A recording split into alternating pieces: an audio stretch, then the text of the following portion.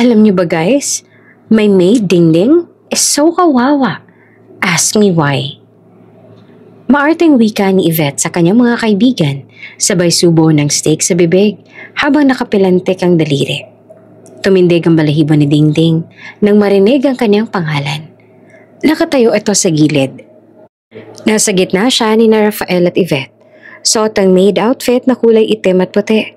Napakapit siya ng mahigpit sa apron at yumuko ng todo. Hindi niya alam kung anong naisipahiwatig ni Yvette. Why? Tanong na isa sa mga kaibigan ni Yvette. Because she is a single mom at a very young age. How sad it is, right? The father of her child left her, and that's why she's so kawawa. Siwalat ni Yvette. And when I heard that, my heart breaks seriously. Dagdag pa nito gamit ang maarting tono. Na she's not kawawa. This is her fault. Kaya nga nasa taas ang utak nating mga humans para gamitin eh. Hindi ipang display lang. Hindi siya dapat kaawaan. She deserves that. Dahil kung ginamit niya lang ang utak niya, hindi siya magkakaganyan. Then what? The child will suffer dahil sa kagagahan. Isang malakas na kalabog ang umalingaw-ngaw sa paligid. Nagulat ang lahat. Nang biglang, hinampas si Rafael ang mesa ng malakas. No, she's not. Because I am the father of her child. Siwalat ni Rafael na ikinagulat ng lahat.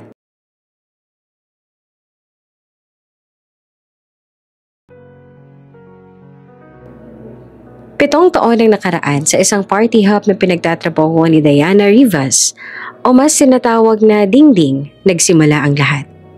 Malakas ang tugtugin, dumadagundong. May naghihiyawan habang sumasayaw. At ng mga oras na yon ay sinusuong ni Dingding ang dagat ng tao upang hanapin ang kaibigan. Carlo Montano? Mr. Carlo Montano? Sigaw ni Dingding. Lalaking-lalaki ang pangalan. Brusko pakinggan. Mapang-akit ang tunog. Tila isang Latinong banyaga na may matipunong katawan ang ma-imagine sa kanyang pangalan. Halos sumaba na ang leeg ni Dingding sa paghahanap hanggang sa may sumubunot sa kanya mula sa kanyang likuran. It's Carla Montana, okay? C-A-R-L-A. Carla, baklang to? Mariin itong sabi habang hawak ang buhok ni Dingding. Lalaki man ang pangalan, pati na rin ang datingan, ay may pusong babae si Carlo. Kaya mas gusto niyang tinatawag siyang Carla. Matalik na magkaibigan ang dalawa kahit na magkaibang estado ng kanilang buhay. Nag-iisang anak si Carla at kahit na baliktad ang kanyang kasarian ay tanggap siya ng kanyang mga magulang. Ngunit hindi ng kanyang mga kamag-anak. Kaya naman para makaiwas sa gulo ay nagpakalayo-layo si Carla at bumuo ng sariling buhay. Kasama niya si Dingding mula umpisa. Mula nang siya'y magladlad hanggang siya'y lumayas. At heto na siya ngayon. May-ari ng isang party hub at dito nagtatrabaho si Dingding. Aray ko naman, alam ko, joke lang naman, ito naman. Bitawan mo muna yung buhok ko, tara muna sa isang tabi, please.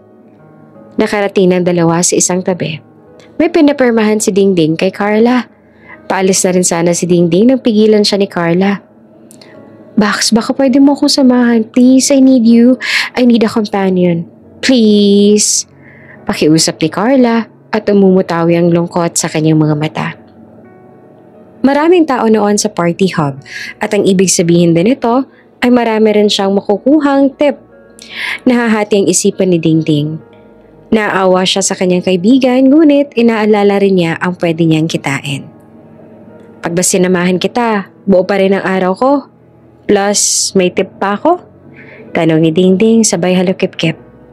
Baklang to, oo na. Kumpleto pa rin ang araw mo. Plus, tip. Alam mo namang sawi ako sa pag-ibig, diba? Pero uunahin mo pa rin ang pera. Singhal na sabi ni Carla.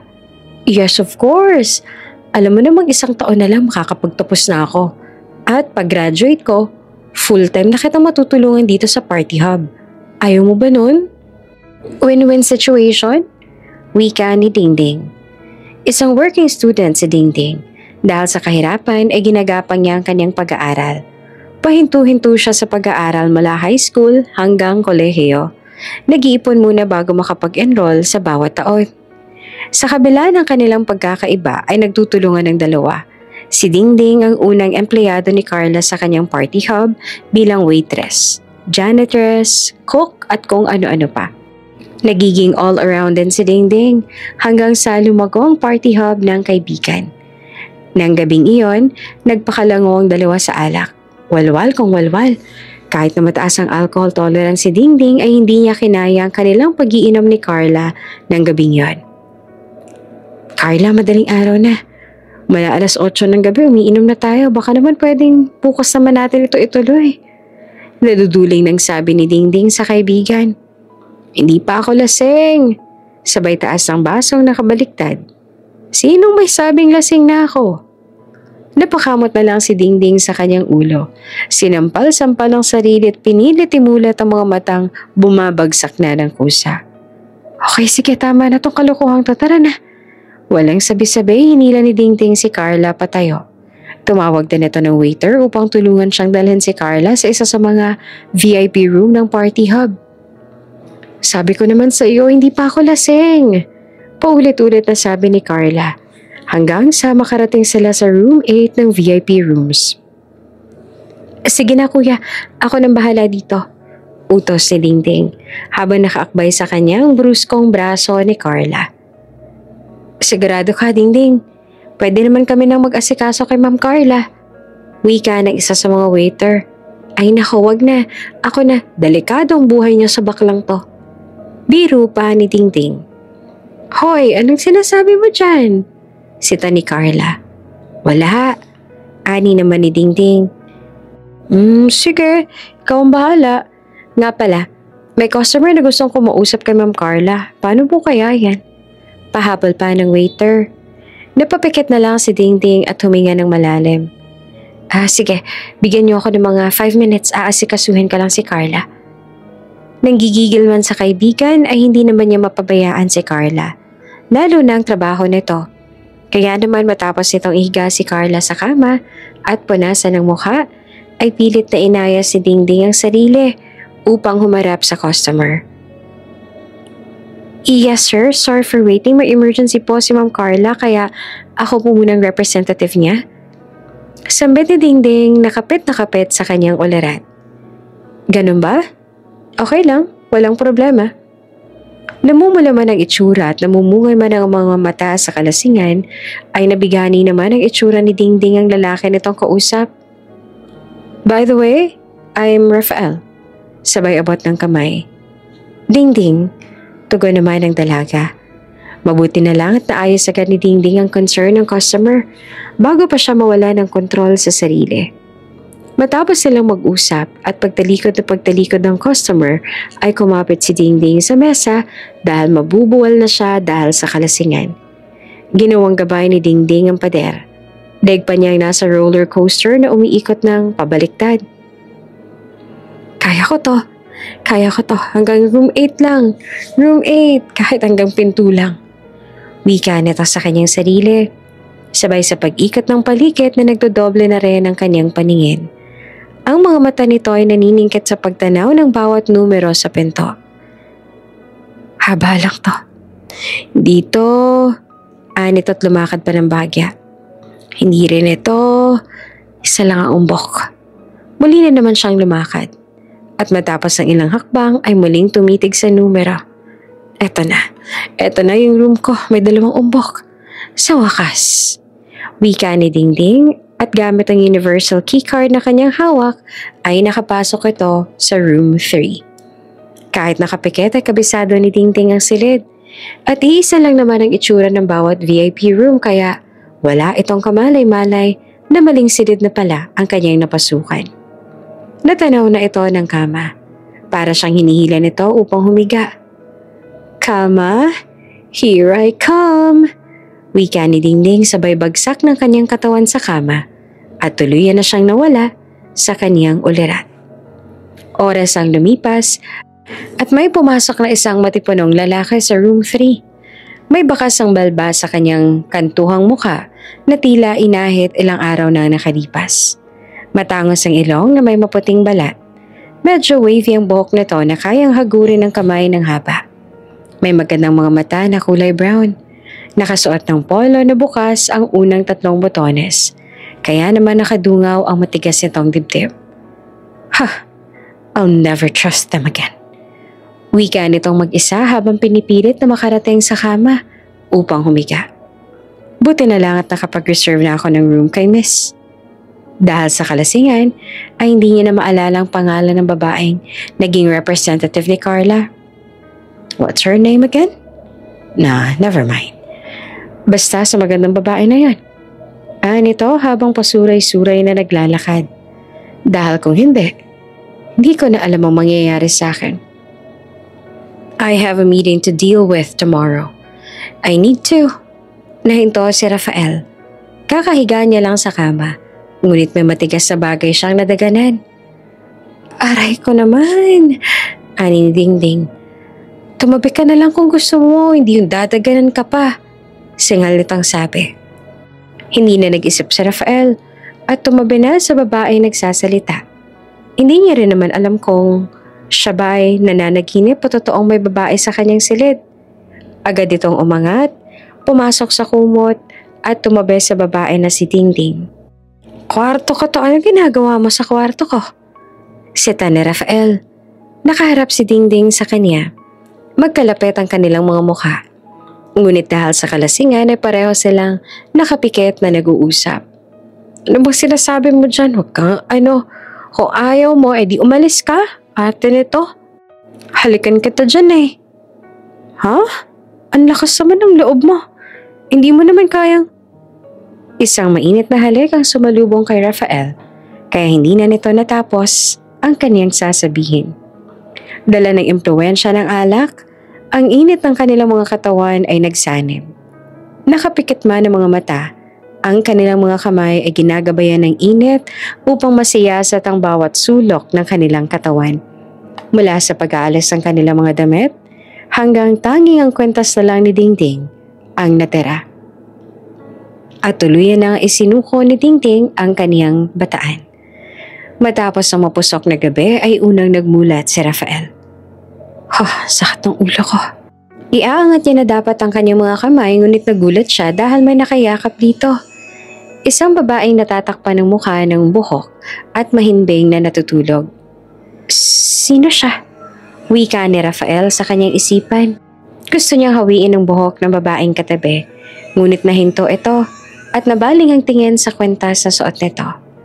Isang krus na pendant, kulay ginto na may maliit na diamond sa gitna. Namangha sa ganda ng kwentas, hahawakan niya dapat ang pendant nang bigla itong nahulog sa kama.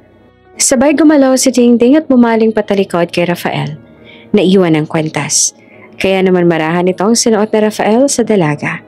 Matapos ay ginamit nito ang pagkakataon ni Rafael upang makaalis sa kama. Marahan niyang iniangat ang kumot at bumaba. Agad na kinuha ang kanyang mga gamit. Malapit na siya sa pinto. Hahawakan niya na ang doorknob.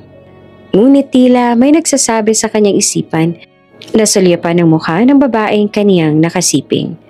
Subalit umaling ito at lumabas na ng silid. Oras ang lumipas at nagising na rin sa wakas si Dingding. Sa kanyang pagmulat ay nagulantang siya dahil ramdam niyang wala na siyang suot na damit. Agad niya namang tinignan ang katawan sa ilalim ng kumot at nagulat siya sa nakita. May nangyari sa amin ni Carla? Sigaw ni Dingding. Dali-daling tumayo si Dingding. Kinuhang nagkalat na damit at nagbihis. Sa mahabang panahon na sila'y magkaibigan, ni minsan ay hindi dumampi mga labi nila sa isa't isa. Banggitin pa nga lang ni Dingding na hahalikan niya ang kaibigan sa labi, masusuka na ito agad. Lumabas sa si Dingding sa silid, ngunit sa kanyang paglabas, hindi siya makapaniwala sa nakita. Carla? Wika nito habang pinagmamasa ng kaibigan na naglalakad sa pasilyo hawak ang kanyang ulo dahil masakit ito gawa ng hangover. Nanlamig si Dingding at marahang pumihit upang tingnan ang numero ng silid.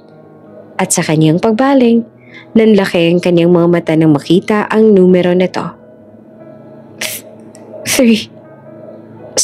Sa room 3 ako natulog. Sino yung... Napakagat na lang si Dingding sa kanyang labi at pumikit. Inilihim ni Dingding ang nangyari ng gabi yon. Iwinakse sa kanyang isipan at ipinagpatuloy ang kanyang buhay.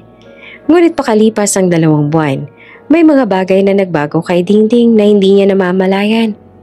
Nag-aagahan ng dalawa sa apartment ni Carla. Halos kakauwi lang noon galing sa party hub dahil maraming naging customer ng gabing iyon. Bax, timplahan mo nga ako ng ketchup na may kalamansi. Parang ang sarap ng sawsawan noon nitong hotdog. Tapos isasabay ko sa paborito kong pares. Hiling ni Dingding.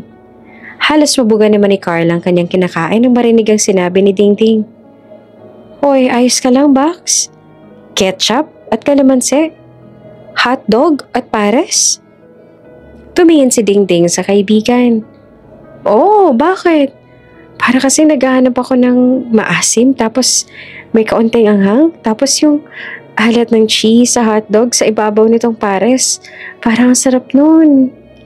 Napalunak si Carla ngunit pinagbigyan pa rin ng kaibigan. Habang naghihiwa si Carla ng kalamansi ay bigla itong nagbiro. Nako, Bax ha? Matagal na tayong magkakalala. Kahit utot mo kilala ko na. Pero lakas tama ka rin sa cravings mo ha. Parang unusual yan. Parang preggy yan ah. Natigilan si Dingding sa pagkain. Natulala sandali. Wait, anong petsa ngayon? Quincenas ngayon, bakit? May bills ka bang babayaran? Babawasan mo na ba yung ipon mo? Biglang napahawak sa kanyang tiyan si Dingding. Ramdam niya mula sa kanyang tiyan ang panlalamig ng kamay. Bigla rin itong namutla. Hoy Bax, ayos. Bax, bakit ang putla mo? Gulad na sabi ni Carla dahil sa kanyang pagbaling ay halos nawala na ng kulay si Dingding. Bax, buntis ata ako. Wika nito na mangiyak-ngiyak. Walang tanong-tanong na nagpunta si Carla sa butika upang bumili ng pregnancy test kit. Hindi lang 2, kundi 5 PT kit ang binili nito. At nang mag-test si Dingding, ay malinaw pa sa sikat ng araw ang 2 guhit na lumabas sa mga ito. Bax, teka, paano nangyari to? Kailan at paano? Bakit hindi ko alam? At saka kanino? Sino, may boyfriend ka ba na hindi ko alam? Saan niyo naman to ginawa? Sunod-sunod na tanong ni Carla. Napapikit na lang si Dingding. Kumagat sa kanyang labi sandali matapos ay huminga ng malalim. Naalala mo nang nag-break kayo ng boyfriend mo? Yung sobrang lasing tayong 2? What? May nangyari sa atin? Biglang sabi ni Carla. At napayakap sa kanyang katawan. Nanay na ako? Tatay na ako? Tila huminto ang pagtibok ng puso ni Carla sa kaba. Umiling naman si Dingding. Sana nga sa'yo na lang eh. Pero hindi sa'yo. At tumulo ng mga luha sa 2 nitong mga mata. Niyakap ni Carla ang kaibigan. Malalagpasan natin to ha. Nandito lang ako. Hindi kita iiwan. Promise.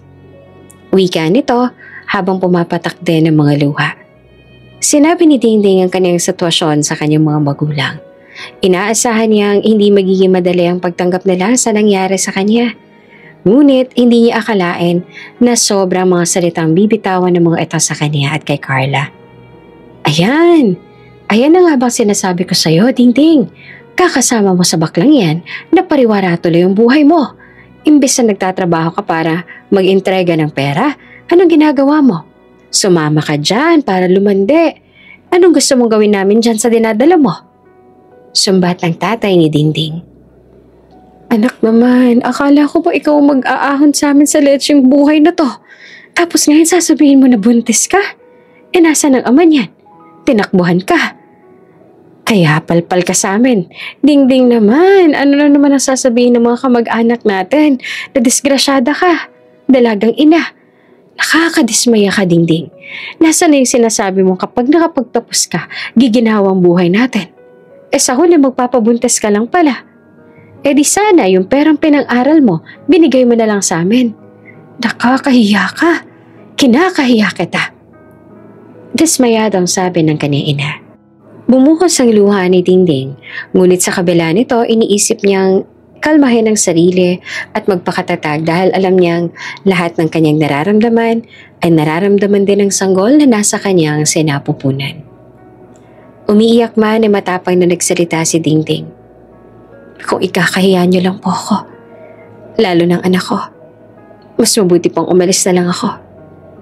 Bubuhayin ko ang anak ko at hindi ko ipaparanas ang buhay na pinaranas niya sa akin. Mamahalin ko ang anak ko at papalakihin. Tama nga sabi ng iba, hindi mo mapipili ang magiging magulang mo, kaya hindi kasalanan ng anak ko ang mangyari. Pero hindi ko hahayaang pagsisihan niya. Ako ang naging ina niya, tulad ng ginagawa niya sa akin. Wika nito. Nagulat ang kanyang mga magulang.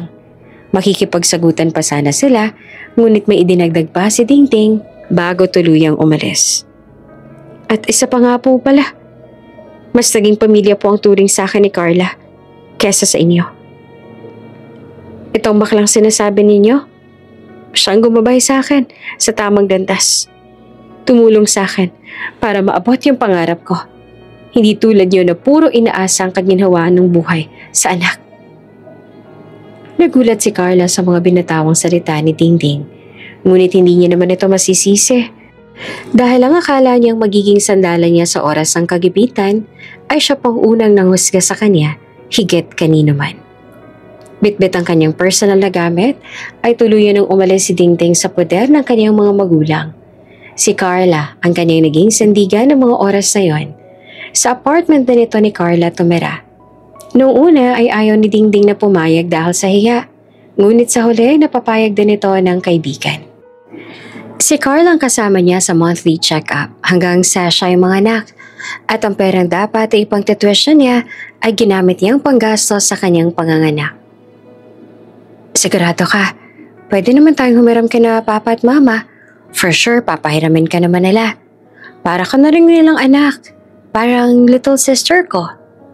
Ani ni Carla habang nag-aayos sila ng gamit na dadalhin sa ospital sa panganganak ni Dingding. Ano ka ba? Nakakahiya ka na tito-tita. At saka, ayos lang yun. Hindi naman napunta sa walang katuturan yung pera. Parang din naman lahat ng yun sa anak ko. Kay baby Liam. Sabay haplos sa malaki niyang tiyan. Napahikbi si Carla at naiiyak sa sinabi ng kaibigan.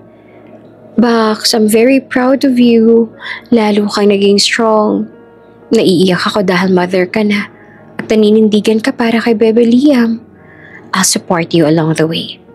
At ako magiging best ninang na super maganda para kay Liam. Natawa naman si Dingding sa drama ni Carla. Oo naman, for sure, ikaw ang magiging best ninong niya. Biro nito. Eto naman, basag trip. Emotional na nga ako and all, tapos babanatan mo lang ako ng ninong. At tumawa silang dalawa. Naging masaya ang lahat ng isinilang na si Liam. Puyat man sa party hub ay siniguro ng mga katrabaho ni Dingding na masisilayan na lang ang anghel na biyaya kay Dingding. Habang lumalaki si Liam, ay tinuturing niyang pamilya ang lahat ng nasa party hub. Tila playground sa kanyang lugar. Masayang naglalaro sa umaga, habang naglilinis naman ng mga empleyado at si Dingding. At pagsapit na ng gabi ay nasa opisina ito ni Carla at natutulog ng mahimbing. Ngunit sinubok ng lahat nang dumating ang pandemic. Marami nagsarang negosyo at kasama na din ang party hub ni Carla. Ay, sige, mag-iingat kayo ha. Pasensya na talaga kung kaya ko lang sanang panatilihan tong party hub. Pero kasi isa lang tayo talaga sa tinamaan ng pandemic. Malungkot na sabi ni Carla. Sa kanyang mga empleyado, natira na lang sa lugar sina Carla, Dingding at Liam. Nakaupo si Carla at Dingding. Si Liam naman ay naglalarong mag-isa sa isang tabi. 6 na taong gulang na noon si Liam kaya naman nakakaintindi na ito kahit papaano ng mga nangyayari sa kanyang paligid. Panay ang bundong hininga ni Carla. Napansin naman ito ni Liam kaya lumapit ito sa kanyang ninang. Nina, wag na po kayong sad. Wika ni Liam at niyakap si Carla.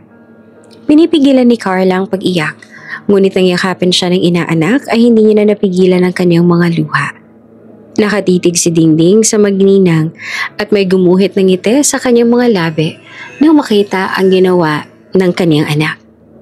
Asus, ang bebe naming pogi! At binuhat ni Carla si Liam upang ikandong sa kanyang hita. Ay, mabuti na lang at dumating ka sa amin ng mama mo. Dahil kung hindi, wala na siguro kaming dahilan para lumaban sa buhay. Sabay yakap sa bata. Huwag kang mag-alala, makakaraos din tayo. Maghahanap ako ng work para naman kahit papaano makatulong pa rin ako sa gastusin sa bahay. At saka, pwede nating... No, pagputol ni Carla sa sasabihin ni Tingting. Yung perang yon, para yun sa school ni Liam sa pasukan. Hindi natin yung gagalawin. Makakahanap tayo ng paraan para magkapera. Sabi naman ni na Papa at Mama magbibigay sila ng support pero syempre, kailangan pa rin natin kumilos. Hindi naging madali sa dalawa ang lahat. Natapos na ang pandemya, ngunit hindi nila muling nabuksan ang party hop. Nagtatrabaho na si Carla bilang isang virtual assistant at si Dingding naman ay sadyang inaalat sa paghahanap ng trabaho. Mama! Salubong ni Liam sa ina at kinuha ang mga gamit nito upang ipasok sa kanilang kwarto. Matapos magubad ng sapatos ay naupo si Dingding sa sofa. Nandoon si Carla sa kanyang mesa at naghahanda naman para sa kanyang shift. Oh, kamusta ang job hunting? May pagkain na nga pala sa mesa. Nakakain na rin si Liam. Iinit mo na lang yung food ha. 30 minutes na lang kasi mag-i-in na ako. Wika ni Carla. Ay, ganun pa din. Wala pa rin ako mahanap. Puro college graduate yung hinahanap nila. Natatempt na nga akong patusin yung pagiging janitress dun sa isang job hiring eh. Magkaroon lang ng work. Inda ni Dingding. Napalingon si Carla kay Dingding habang inaayos ng mga kanyang setup. Matalim ang kanyang naging titig. Bax, oo hindi ka college graduate pero Bax, wag naman sa ganung level. Hindi ko naman sa hinahamak yung mga janitress pero Bax, hiyang-hiya na ako sa'yo. Halos ikaw nang bumubuhay sa amin ni Liam nitong nakaraang taon. Tsaka, next school year, papasok na rin si Liam. Ayaw mo namang gamitin yung pera ni Liam pang share dito sa bahay. Nilala mo na ako ng hiya, Carla. Ayoko maabuso ka. Naiiyak na sabi ni Dingding. Napabuntong hininga naman si Carla at mukhang wala na siyang magagawa sa naisang kaibigan. Ikaw ang bahala, Bax.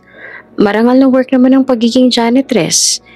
Ayoko lang naman sana na bumaba pa ang tingin mo sa sarili mo dahil sa mga nangyayari. Ano ka ba, Bax? Wala lang naman sa akin to. Ang mahalaga sa akin ay yung makatulong ako dito sa bahay at buhayin si Liam. Sa tulad kong single mom, matagal na naglaang parang bulang salitang pride. Nakangiting sabi ni Dingding kay Carla. Masigasig na naghahanap si Dingding ng trabaho. Kaliwat kanan ang pagpapasa niya ng resume. Maganda ang kanyang mga marka noong siya'y nasa kolehiyo. Hitik sa seminars at kung ano-ano pa. Sa interview ay bibo rin siyang sumagot. May mga pagkakataon na tinatanong sa kanya ang ilang personal na bagay tulad ng commitments. At tuwing isasagot niya ay meron siyang ilalahad na siya isang single mom. Namumutawi sa mukha ng interviewee ang pagkadismaya. Pakiramdam tuloy ni Tingting ay hinuhusgahan siya kaagad. Nasasaktan siya dahil ramdam niya ang diskriminasyon. Ngunit, anong kanyang gagawin? Ayaw niya namang magsinungaling. Dahil po ba sa sinabi ko may anak ako kaya po ako disqualified sa posisyong ina-applyan ko? Matapang na tanong ni Dingding sa interviewer. Nagulat sabay. Nahabag ang interviewer. Kaya naman isang payo ang kanyang sinabi. Much better na i-disclose mo ang mga bagay na tulad niyan. It will be a white lie pero kung gusto mo talaga makahanap ng work agad, it's the easiest way to do. Matapos ang interview na yon ay tila sinuntok ang sikmura ni Dingding. Piniga ang puso sa sobrang sakit. Hindi maproseso ng kanyang utak. Bakit ang laki ng diskriminasyon sa mga tulad niya? Una, hindi siya nakapagtapos ng college at pangalawa ay dalagang ina siya. Nanlumuman ay kailangan niyang ipagpatuloy ang kanyang paghahanap ng trabaho. Muli niya nakita sa job portal ang hiring na janitress. Janitress sa isang kilalang events management firm. Matagal niyang tinitigan ang bahaging yon. Pag-iisipan kung magpapasa ba siya ng resume o maghahanap ng iba. Marangal na trabaho ang pagiging janitress kaya walang masama. Trabaho din naman yon at saka mas okay nga yun, katawan lang ang pagod, hindi ang utak. Look at the brighter side, Dingding. Look at the brighter side. Sambit nito sa sarili. Pagkapasa ni Dingding sa kanyang resume sa site, oras lang hinintay ay may tumawag na sa kanya. Mabilis na may nahanap ni Dingding ang lugar. Handa na rin ito sa on-the-spot interview. I'm very impressed sa resume mo. Sayang lang at hindi mo natapos ang college degree mo. You're overqualified sa posisyon na ina-applyan mo. Tatanungin kita, are you willing to be a janitress? Kahit na may mas higher position pang pwede mong pasukan sa iba? Tanong ng interviewer. Opo ma'am, I'm willing to be a janitress po kasi po. Biglang natigilan si Dingding sa pagsasalita. Sumagi sa kanyang isipan ang sinabi ng huling interviewer sa kanya. Kasi po, trabaho din naman po ang pagiging janitress. Kailangan ko lang po talaga ng trabaho, lalo na sa panahon ngayon. Tumangutango ang interviewer. May isinulat sa papel na kanyang hawak. Okay then, mukhang tapos na ang job hunting ko. Po? At nginitian siya ng interviewer. Hapon na umuwi si Dingding.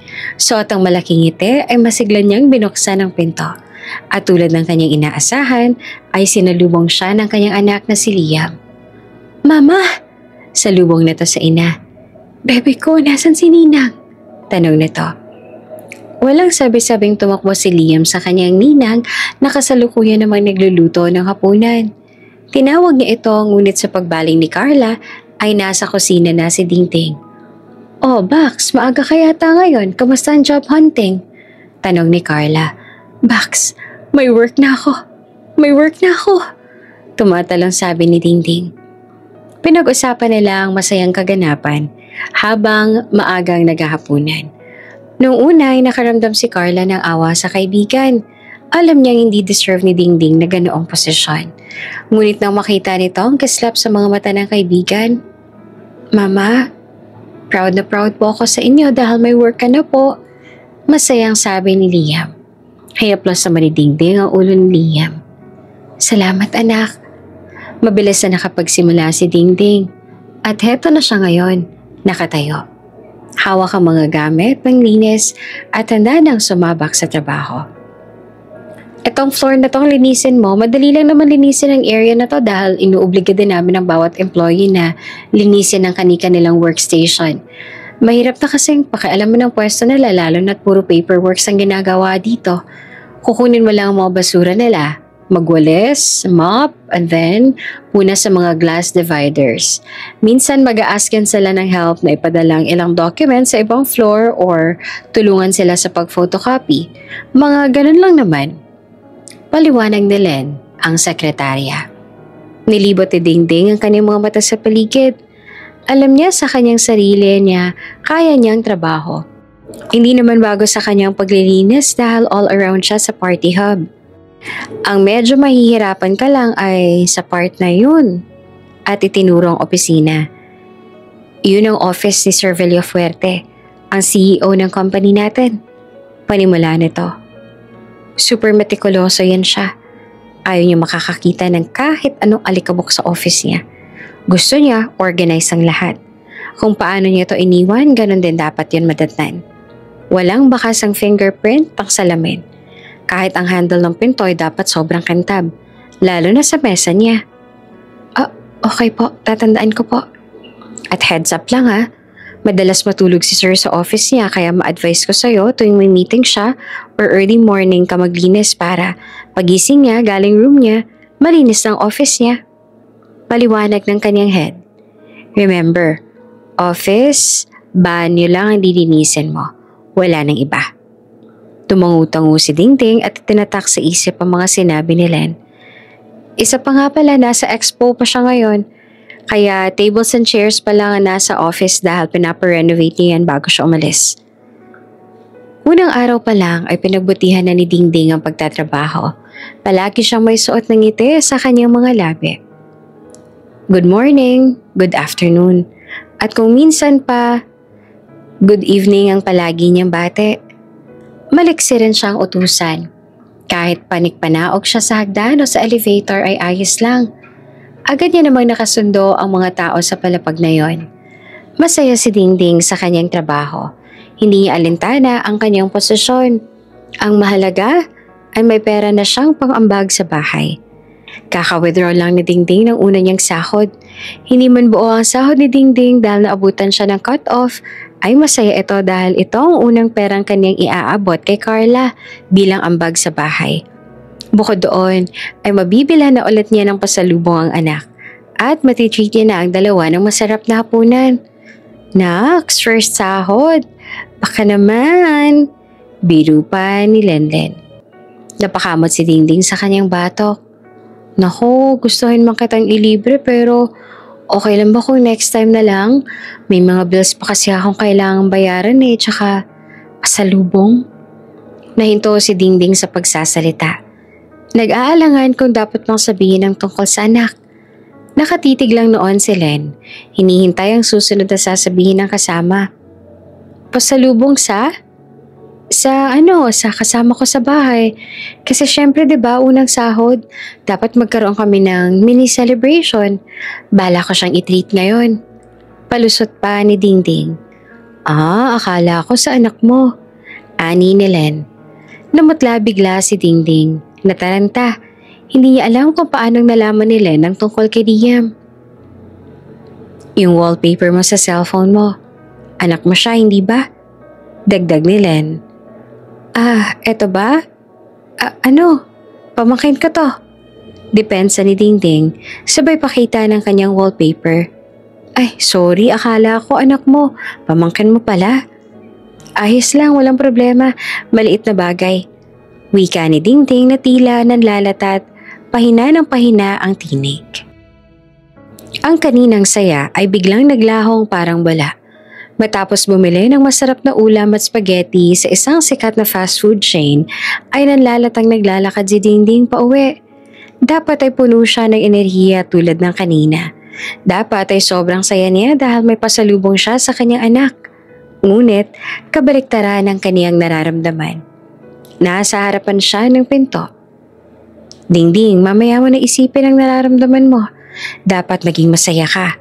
Pag nakita ni Liam na may bumabagabag sa'yo, panigurado malulungkot din yon. Anito sa sarili.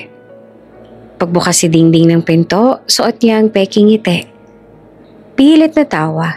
Pilit na tinatago ang lungkot na nadarama. Tama na yan, ako na dyan. Ani ni Carla. Naghuhugas noon ng plato si Dingding. Ano ka ba? Okay lang ako. Maupo ka na lang dyan. Sulitin mo ang off mo. Matulog ka na kaya para makapagpahinga ka. Ani Dingding. Tapos hahayaan kitang magdrama dito sa kusina mag-isa. Dingding, alam ko nakasuot ka ng masayang maskara kanina pa. Ramdam ko yun Hay, pwede mo na yung tanggalan at ipakita sa akin ang tunay mong nararamdaman. Ano bang problema? Sakto tapos sa maghugas ang plato si Dingding. Isinara nito ang gripo. Ngunit ang mga luha sa kanyang mga mata naman ang tumulo. Humarap si Dingding kay Carla at sumandal sa may lababo. Nasa may mesa naman si Carla at nakabaling kay Dingding. Umaagos ang luha ni Dingding na pilit pinapahit ng dalawa niyang kamay.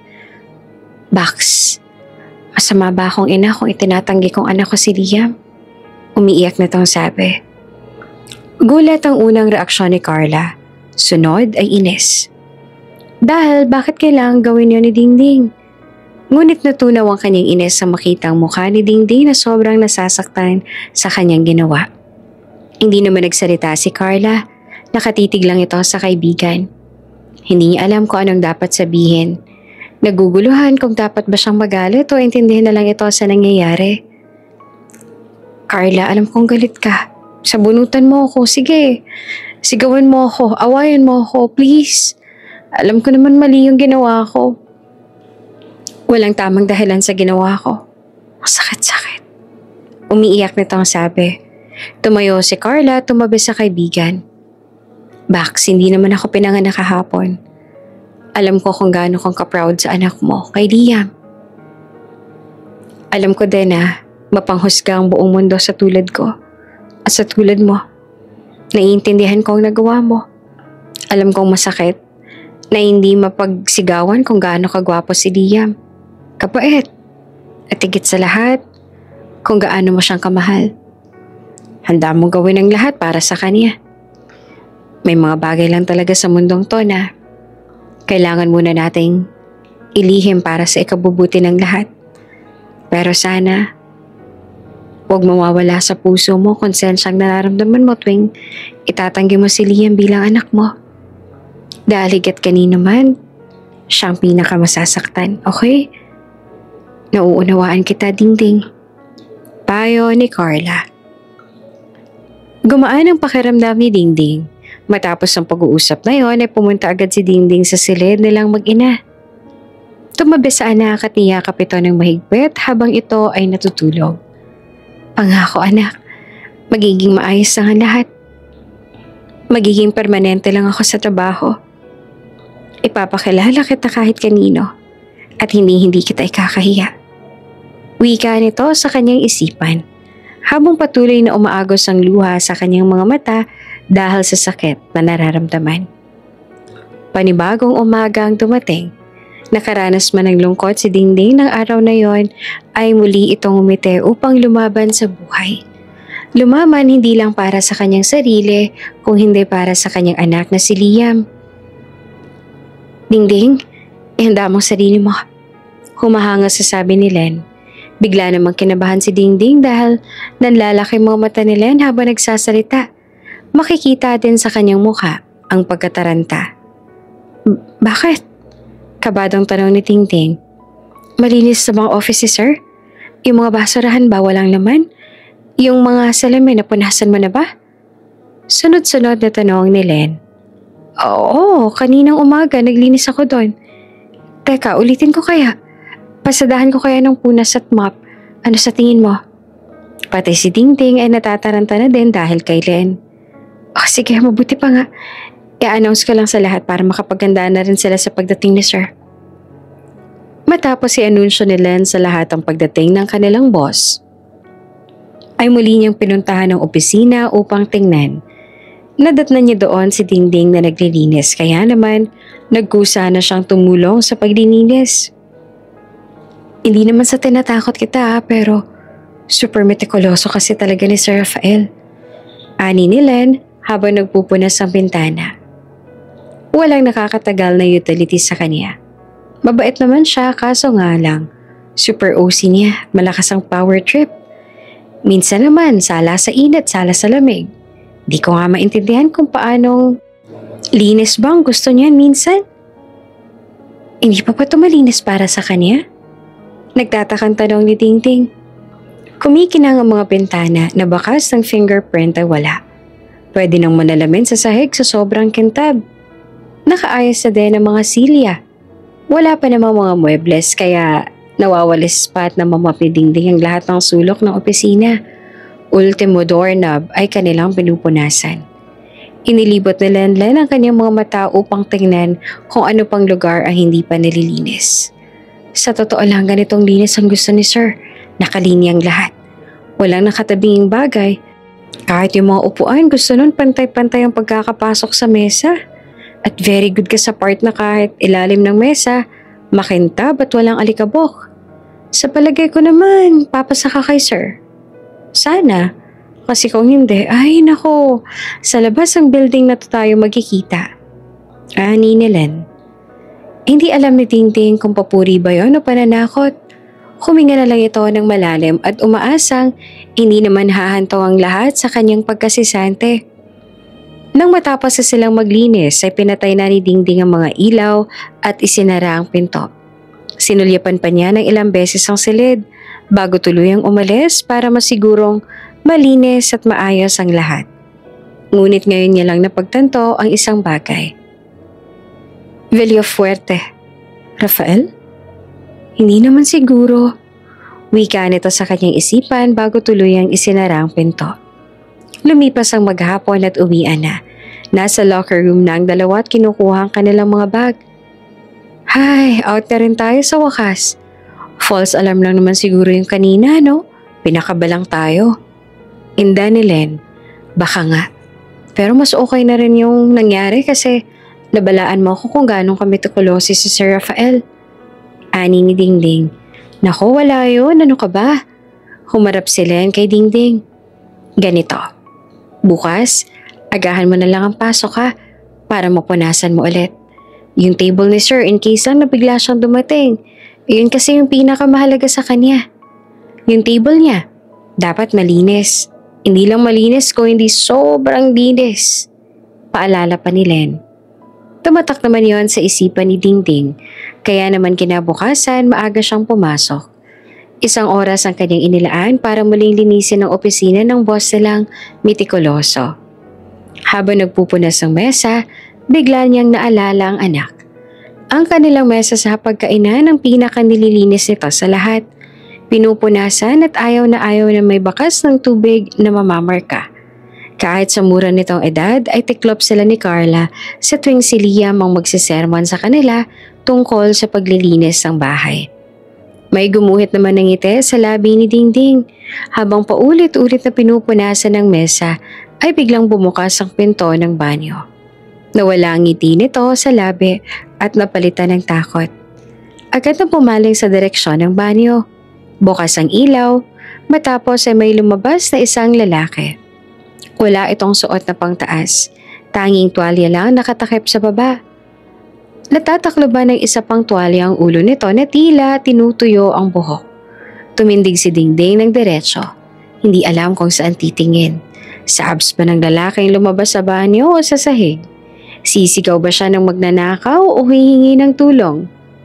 Pinatay ng lalaki ang ilaw. Nagpagpag ng basang mga paa sa doormat na nasa harap ng banyo at sinuot ang tsinelas na nasa gilid nito. Sa kanyang pagtunghay, nakita niya ang isang babaeng nakatayo malapit sa kanyang mesa. Anong ginagawa mo dito? Tanong ng lalaki. May siwang na ang tuwalya sa mukha ng lalaki. Ngunit hindi pa rin makita ni Dingding ang mukha nito dahil ang basang buhok naman ang nakaharang. Biglang naalala ni Dingding ang sinabi sa kanya ni Len. Ang kanilang boss ay mahilig matulog sa opisina. Kaya may sarili itong banyo at isang silid na hindi niya pwedeng buksan.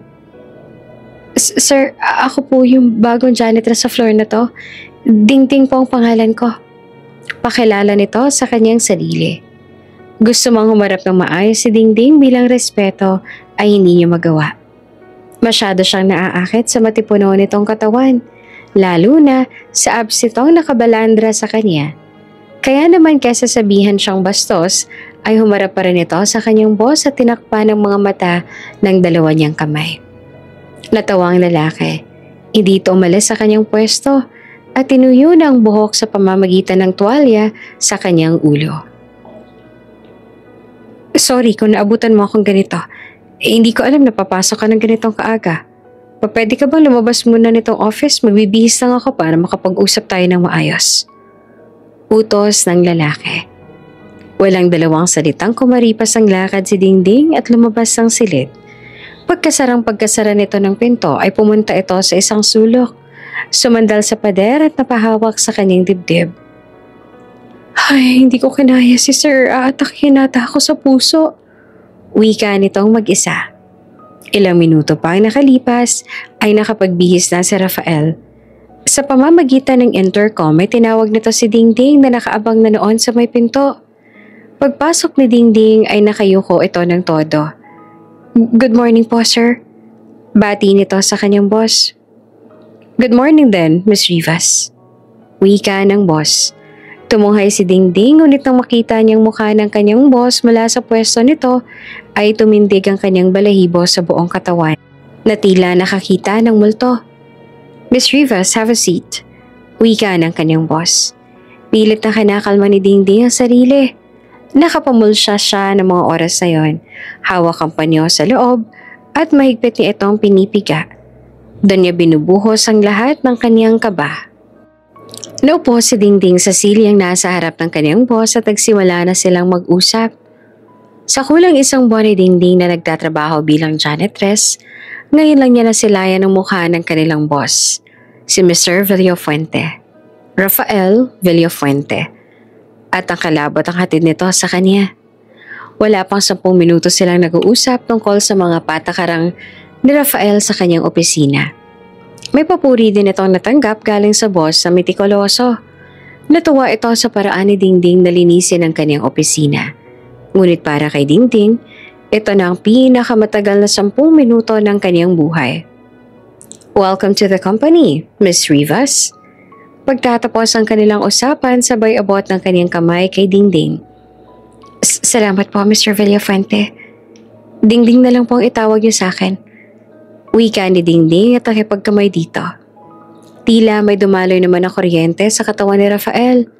Kilabot matapos hawakan ng kamay ni Dingding. Ang mainit nitong palad ay nakapagpapaalala ng gabing nakasiping niya ang isang babaeng hindi niya nasilayan ang mukha. Ito ang unang beses na naramdaman niya ganitong kuryente at kilabot. Tila pamilyar ang kanyang katawan sa mainit na palad ni Dingding. Hindi naman maintindihan Rafael ang nararamdaman. Iniisip na lang nitong baka nabigani lang talaga siya sa kausap tulad ng una silang nagkita. Pagkalabas si Dingding ng opisina ay tila hihimatayin naman siya sa kaba. Muli ay napahawak siya sa kanyang dibdib. Kung pwede nga lang niyang piggain ang kanyang puso ay gagawin niya ng oras na yon. Huminto lang malakas sa pagkabog nito. Anong gagawin ko ngayon? Wika nito sa kanyang sarili. Bagamat nakakaramdam ng pagkabalisa si Dingding ng araw na yon, ay pinilit niyang maging normal sa trabaho. Mabuti na lang at hindi naglibot si Rafael. Abala lang ito sa pag-aayos ng kanyang opisina. Ngunit ang pagkabalisa ni Dingding, hindi nagkaligtas sa mga mata ni Carla. Nasa sala ang dalawa at naghahanda na si Carla para sa kanyang duty. Si Liam naman ay nasa banyo. Naglilinis ang katawan at naghahanda na para matulog. At si Dingding, sunod-sunod ang pagbuntong hininga at nakatulala sa kawalan. Kanina pa rin ito namumutla at matamlay. Ayos ka lang? Alam mo kanina ka pang maputla, baka naman nasusobrahan ka na sa pagtatrabaho. Nag-aalalang tanong ni Carla. Bumaling si Dingding sa direksyon ng kaniyang banyo. Pinakiramdaman kong palabas na ang anak, tsaka tumingin kay Carla. Carla, natatandaan mo ba yung gabing nalasing ka at nabuo si Liam? Mahinang tanong ni Dingding. Abay, oo naman. Dahil huminto ang pagtibok ng puso ko ng very light, ang akala ko may nangyari sa atin. Plus, nag-overthink din ako ng slight na baka ako ang tatay ni Liam. Wika nito na may panlalaki ng mga mata, ngunit ipit ang boses dahil baka marinig ito ni Liam. Hindi na nagsalita si Dingding. Tila ang mga mata nito ang nangungusap. Napahawak ng kanyang bibig si Carla na makita ang mukha ng kaibigan. OMG! Don't tell me! Yung father ng bagets? Nagkita kayo? Halos lumuwa ang mga mata ni Carla habang nagsasalita. Tumango si Dingding at napahawak sa kanyang noo. Hindi lang kami bastang nagkita. Siya din ang boss ko. Nanlalatang sabi ni Dingding. Nalaman ni Dingding ang katauhan ng kaniyang nakasiping dahil ng umaga ding yon ay tiningnan niya ang kanilang reservation slip kung sinong nag-book at nagbayad ng room 3. Naalala niya rin ang mukha ng lalaki dahil siya rin ang kanyang nakausap bago siya mawala sa kanyang ulirat ng gabing yon. Natulala si Carla sa kanyang nalaman at napasandal sa kanyang upuan. Anong balak mo? Mahinang usal ni Carla. Ibubuka pa lang sana ni Dingding ang kanyang bibig nang bigla na siyang tinawag ni Liam mula sa banyo. Sa totoo lang, hindi alam ni Dingding ang isasagot sa tanong ni Carla. Ni isang salita ay wala siyang maisip. Blanko ang kanyang utak.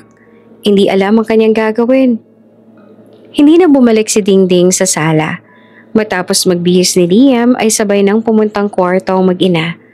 Pilit mang ipinikit ni Dingding ang kanyang mga mata ay mukha ni Rafael ang kanyang nakikita. Gumagawa na rin ang kanyang isipan ng mga senaryo kung saan may komprontasyong nagaganap sa pagitan nila. Bumuko lang takot sa puso ni Dingding. Takot na pag nalaman ni Rafael na siya ang nakasiping nito, 7 taon na nakalilipas, at nagbunga ang gabing yon, ay mawala sa kanyang piling si Liam. Mawala ang kaisa-isang dahilan kung bakit siya lumalaban sa buhay. Samantala, nasa opisina pa rin si Rafael, hindi naman upang magtrabaho. Ngunit para doon muling matulog. Nabalitaan nitong may inihandang surprise welcome party si Yvette para sa kanya. Oops! May break muna. Gusto mo bang ma-shoutout dito sa channel ni Ate Jane? Mag-comment lang ng lesson you learned from the latest story uploaded. Dahil pipili kami ng isang best comment of the day para i-shoutout sa susunod na upload. Kaya huwag kalimutang mag-iwan ng lesson you learned after you watch this video. Maraming salamat! Shoutout nga po pala kana Rose De La Torre from Enrile, Cagayan, Marisa Lanohan, at Ruby Larajeto from Mandurriao, Iloilo City. Sa ating mga taga-subaybay, paki-comment naman po sa baba kung taga saan kayo para alam ko kung hanggang saan umaabot ang mga kwento ni Ate Jane at para ma-shoutout ko rin kayo sa mga susunod pa nating mga kwento. Maraming salamat sa pagkikinig!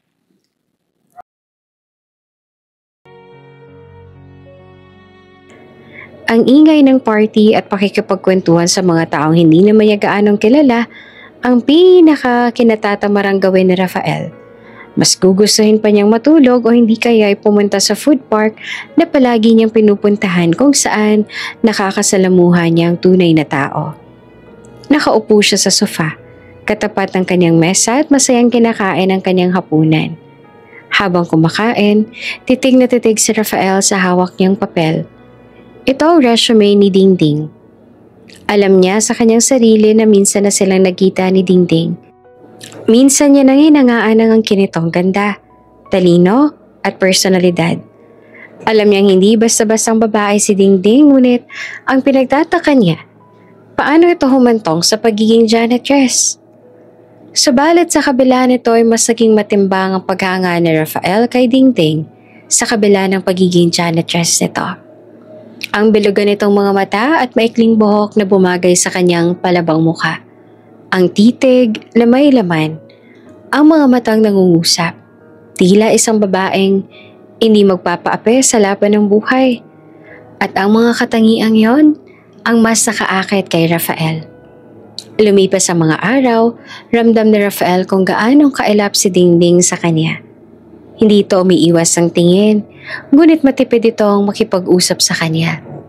Isang tanong, isang sagot ang palagi nilang usapan. Hindi rin ito nagtatagal sa kanyang opisina. Mabilis itong naglilinis sa umaga o hindi kaya itiyempo may meeting siya tuwing pupunta sa kanyang opisina. Lalo tuloy na intriga si Rafael sa dalaga at mas nasabik itong makilala. Kaya naman isang umaga, nakaisip siya ng isang paraan kung paano niya mas makakasama si Dingding ng mas matagal. Pinatawag ni Rafael si Len. Pinalipat ang Xerox machine sa kanyang opisina at sinabing bukod sa paglilinis ng kanyang opisina ay si Dingding na rin ang magfo-photocopy ng mga dokumentong kanyang pipirmahan at katuwang si Len sa pag-file. Po? Gulat na sabi ni Dingding nang mabalitaan ang kanyang gagawin. Pero bakit po ako? Nako, Dingding, hindi ko rin talaga alam. Alam kong trabaho ko yun pero utos lang din to ni Sir eh. Huwag kang mag-alala. Binawasan naman niya yung workload mo. May iba na maglilinis ng floor na to. Pero ikaw pa rin daw ang maglilinis ng office niya simula sa Lunes. Bale, diretso ka na sa office si Sir. Tapos dun ka na magstay. Maghapon. Tanging buntong hininga na lang na isagot ni Dingding. Simple lang ang kanyang gagawin. Ngunit parang hindi siya makahinga sa nangyayari. Wala naman siyang magagawa kung yun ang gusto ng boss niya. Sino ba siya para umangal? Ngunit hindi niya alam kung hanggang kailan niya makakaya ang kanyang sitwasyon. What? True bang naririnig ko? Gulat na sabi ni Carla nang kinuwento ni Dingding ang nangyari sa kanyang trabaho. Yung boses mo, Bax, baka naman. Gigil na sabi ni Dingding. Natutulog na kasi noon si Liam at nagkukwentuhan ng dalawa sa sala habang nasa break time si Carla sa kanyang trabaho. Sorry naman, nasyak lang talaga ako. Kasi 'di ba parang may something, you know that. Wika ni Carla. Alam ko, hindi naman ako manhid. Nararamdaman kong parang may kakaiba kay sir. Sa mga titig niya sa akin at lalo pa, pag gusto niyang mag-open ng conversation. Aminado naman ako na umiiwas ako pero may dahilan naman ako kung bakit. Mariing sabi ni Dingding. So, anong balak mo? Hindi ko alam. Biglang nasa lumbaba si Dingding. Paano kung mag-resign na lang kaya ako? Pwede naman pero hindi kaya lalo siyang maginala na may tinatago ka kung bigla ka na lang na magre-resign? Biglang napaisip si Dingding at bumuntong hininga na lang habang nakatitig kay Carla. Dumating na ang araw ng Lunes. Maagang pumasok si Dingding upang simulan ang paglilinis ng opisina ni Rafael. Habang pupunta sa opisina, hindi niya alam kung paanong mairaraos ang buong maghapon na kasama sa iisang kwarto ang ama ng kaniyang anak. Paniguradong mapapanisan siya ng laway dahil hindi niya nanaising makapagkwentuhan dito o magbahagi ng kahit anong tungkol sa kanyang personal na buhay. Ay, bahala na nga. Wika ni Dingding sa kanyang isipan sabay bukas ang pinto at laking gulat nito na makita si Rafael na nasa loob ng opisina habang nag-aagahan. Dingding, good morning. Tara, sabay na tayo mag-breakfast. Alok na Rafael. Ako nagluto nitong fried rice. Have some. Planado na Rafael ang lahat. May nakahanda ng plato at kubyertos para kay Dingding. Good morning po, sir. Okay na po ako. Nagkape na po ako bago umalis ang bahay. Pagtanggi ni Dingding. Babalik na lang po ako, sir, pagkatapos niya pong kumain. Biglang paalam nito at lumabas ang silid. Napasandal si Rafael sa sofa. I slept here para makakwentuhan siya this morning. Pero olats pa rin. Dingding, anong meron sa'yo at gusto kitang makilala? Ani ni Rafael habang pinagmamasa ng pinto kung saan lumabas si Dingding. Wala sa bokabularyo ni Rafael ang sumuko kaya naman kahit panayang iwas sa kanya ni Dingding ay porsigido pa rin itong makilala ang dalaga. Nang araw ding yon habang matiwasay na nagpo-photocopy si Dingding ay panayang saliyap ni Rafael sa dalaga. Madalas itong nahuhuli ni Dingding. Minsan naiiwas si Rafael ng tingin, ngunit kadalasan ay hayagan itong pinapakita ang kanyang pagtitig. Wait, sabay na tayo. At ako na din ang magdadala ng mga yan. Sambit pa ni Rafael habang hinahabol si Dingding bago pa nito bitbitin ng mga papel. Tapos na kasi itong mag-photocopy at dadalhin niya na ang halos 2 rim ng mga papel sa kanilang documentation room. Para kay Dingding, magaan lang naman ang mga papel kaya naman nagtataka ito kung bakit kailangan pa siyang tulungan ni Rafael. Sir, magaan lang naman po ang mga to. Ako na... Naputol ang pagsasalita ni Dingding nang walang sabi-sabing kinuha ni Rafael ang mga papel. Nagulat ang dalaga. Ngunit hinatak nito ang mga papel mula sa kamay ng kanyang boss. Ako na po, sir. Dito niyo na po ako inassign kaya ako na po ang gagawa ng mga ito. Matigas na sabi ni Dingding at saka umalis. Natulala na lang si Rafael. Ramdam niya ang matigas na personalidad ni Dingding. At ramdam din itong hapde ng paper cut sa kanyang palad. Loving can hurt, but it's the only thing that makes us feel alive. Ika nga ni Ed Sheeran. Sambit na lang ni Rafael. Tulad ng paper cut, maliit man itong sugat ay ramdam ni Rafael ang ginagawang harang ni Dingding sa pagitan nilang dalawa. Hindi yan maiintindihan ng binata. Napapaisip na tuloy si Rafael kung kinakalawang na ba ang kanyang kakisigan. Tila malaking misteryo naman kay Rafael ang kilos na iyon ni Dingding. Ang pagiging mailap nito sa kanya at tila ayaw magpakita ng kahinaan. Hindi ito easy to get tulad ng iba, tulad ni Yvette, na halos ilatag ng kanyang sarili sunggaban lang niya.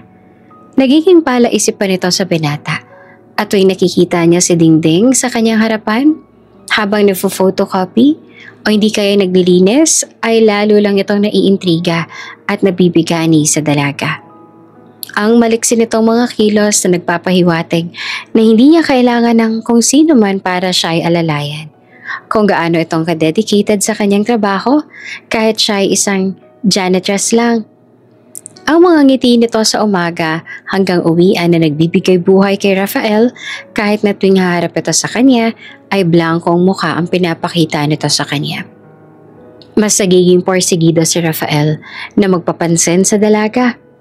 Walang araw na hindi niya ito inaalok ng kape o hindi kaya ililibre ng kung ano-ano ang pagkain na hindi naman tinatanggap ni Dingding. Bagos, binibigay nito kay Lenlen pagkalabas niya ng opisina ni Rafael. Hi Dingding, relax, huminga ka ng malalim.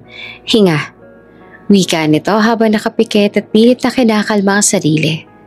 Kakalabas lang ito ng pinto ng opisina. Oh, bakit? Ano na naman ang ginawa sa'yo ng boss nating nagpapapansin sa'yo? Asar ni Len. Papasok na sana ito sa loob ng opisina ni Rafael, ngunit nais niya munang kamustahin ng dalaga. Nanlalaki naman ang mga mata ni Dingding. Len naman napipiko na nga ako sa banat ni Sir, yung mga corny niyang tagline. Bumanat ba naman ng Dingding, pakiremind nga ako mamaya na huwag masyadong umiti. Baka kasi mamaya mawalan ka ng focus sa ginagawa mo. At ang galing mo talaga sa multitasking. Kaya mo sigurong pagsabayin ng trabaho at pagtakbo sa isip ko. Sino hindi maiinis doon? Daing ni Dingding. Natawa si Len. Ano sagot mo? Ang sabi ko, ganun po ba sir? Akala ko kasi trabaho ang focus niyo, hindi ako. Tapos bago pa siya makapagsalita, lumabas na ako. Bahala na mamaya kung paano ko tatapusin yung mga pinapagawa niya. Hindi ko na talaga kasi siya kinakaya. Boom! Lakas mo talaga, Dingding. Saludo ako sa'yo. O siya, sige. Tatawagin na lang kita pag tapos na kami mag-usap ni Sir ha. Doon ko muna sa table ko. Ani pa ni Len.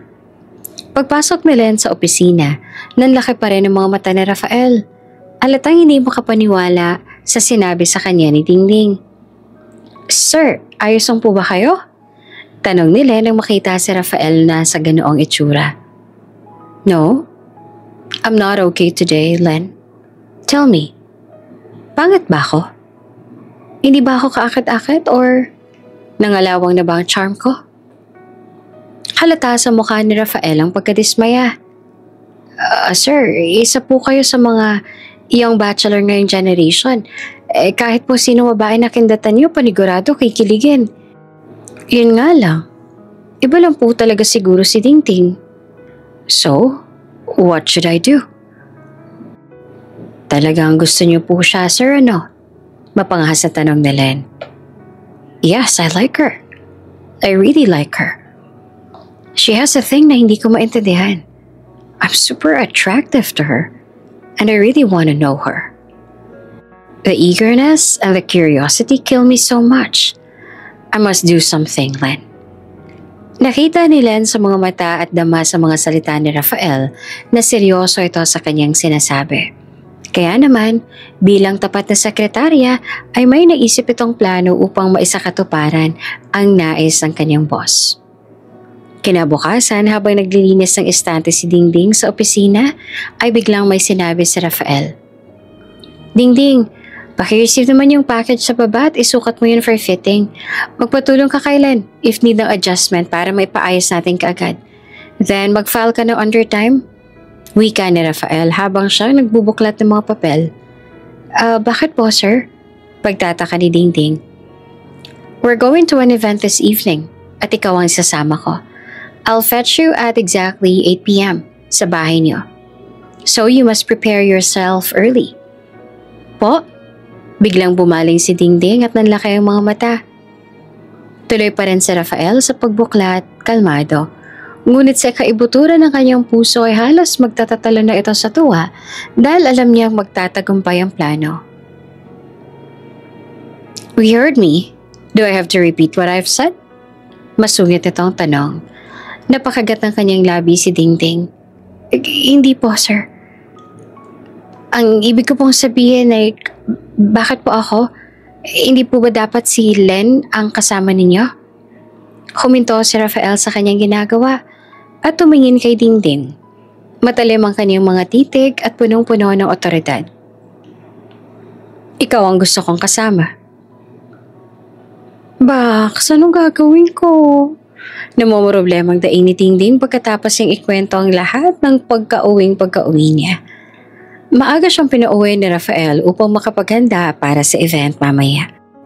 Mabuti na lang at nasa labas si Liam, nakikipaglaro sa kanyang mga kaibigan. Si Carla naman ay pupungas-pungas dahil kagagising lamang nito. Wait, anong klaseng event ba yan? May gown ka na ba? Anong motive? Mag-size kayo ng paa ni Mama, hindi ba? Kailangan natin pumunta sa bahay para mahanap kita ng heels. Nababagay sa damit mo. Ano pa ba? Makeup. Kailangan mo ng makeup at hair. Tarantang sabi ni Carla. Baks, anong heels at makeup at gown? Ano pinagsasasabi mo? Hindi yan ang pinoproblema ko. Inis na sabi ni Dingding. Ay, hindi ba yun? Sorry. Anong problema mo? Ani ni Carla. Napaupo na lang sa kama si Dingding sa kama ni Carla. Napahilamas ang mukha sabay sa lumbaba. Kinagat ang kanyang labi sa ibaba. Alam mo, Bax, hindi ko alam ang kinakastress mo. Parang may event lang naman kayong pupuntahan, hindi ba? Di ba sanay ka naman sa mga ganon dahil sa party hub? Hindi na rin naman ako mag-aalala kung papainumin ka nila doon ng alak dahil mataas naman ang alcohol tolerance mo. At alam mong kontrolin ang sarili mo, so what's the problem? Bax, sino bang hindi masistress? Kaming dalawa lang, may driver wala. Big event yun. Anong gagawin ko doon? Sa hamak na janitress lang naman ako. Yun ba talaga? Okay, fine, hindi yun. Namumroblema ako dahil magkakasama kami na Rafael. Alam mo naman ang dinadanas ko sa kanya araw-araw. Hindi naman ako manhid para hindi makaramdam ng nagpapapansin siya sa akin. Gwapo at gentleman si sir. Mabait kaso. Kasi baka. Natawa lang si Carla. Baka makita niya si Liam. Hay, akala ko bang inaakala mo ay baka magkaroon ng baby number 2? Bax! Sigaw ni Dingding at hinampas si Carla. Okay. I'm making this conversation light. Paano magkapag-isip tayong dalawa? Pero kasi Bax, boss mo siya at wala naman tayong magagawa kung yun ang gusto niya. And don't worry, pag sinundo ka niya mamaya, magpaalam ka na lang ng maaga kay Dia at ikaw na mag-abang sa kanya sa labas. Huwag mo na siyang papasukin dito sa loob. Reasonable naman yun dahil paalis na kayo. Dudungaw na lang kami sa bintana. Ano, okay na? And my additional reminder ako ha, be natural. Walang ibang nakakaalam ng connection ni Bagets at ng boss mo kung hindi ako lang naman at ikaw. O ano, okay ka na? Kalmado ka na? Nakahiya ng maluwag si Dingding. Sa sobrang dami niyang iniisip ay hindi sumagi sa kanyang isipan na pwede nga pala niya yung gawin. Thank you, Baksa. Hindi ko alam talagang gagawin ko kung wala ka. Len, you know what to do. Ikaw nang bahala sa lahat, okay? Lalo na pag dumating si Yvette. Never ever say to her about the event later this evening. Baka mag-expect na naman siya na siyang isasama ko doon. I gotta go. Para makapag-prepare na sa event at side date namin mamaya. Ngiting-ngiting sabi ni Rafael. Halatang mas nasasabik pa siya sa magiging date nila kesa sa event na magaganap. And one more thing. Thank you very much. Lalo na sa naging idea mo. Naku, wala yun sir. Basta be yourself. Alam ko namang makukuha mo din ang kiliti ni Dingding. Ngiti-ngiti nitong sabi. At saka po pala sir. Medyo bawasan natin yung mga banat natin ha. Ang cringe pakinggan eh. Payo ni Len. Si Len ang orihinal na kasama ni Rafael sa event dahil siya ang sekretarya nito. Ngunit naisip ni Len na ito na ang pagkakataon ng kanyang boss upang maaya ng date si Dingding. Hayagan naman ang kilos ni Rafael na may gusto ito sa dalaga at hindi naman to tinanggihan ni Rafael. Sadyang mailap lang si Dingding sa kanya at hindi niya yon maintindihan. Oras nang lumipas at matiwasay na nagtatrabaho ang lahat. Ngunit laking gulat ang lahat nang may dumating na bisita na hindi nila inaasahan.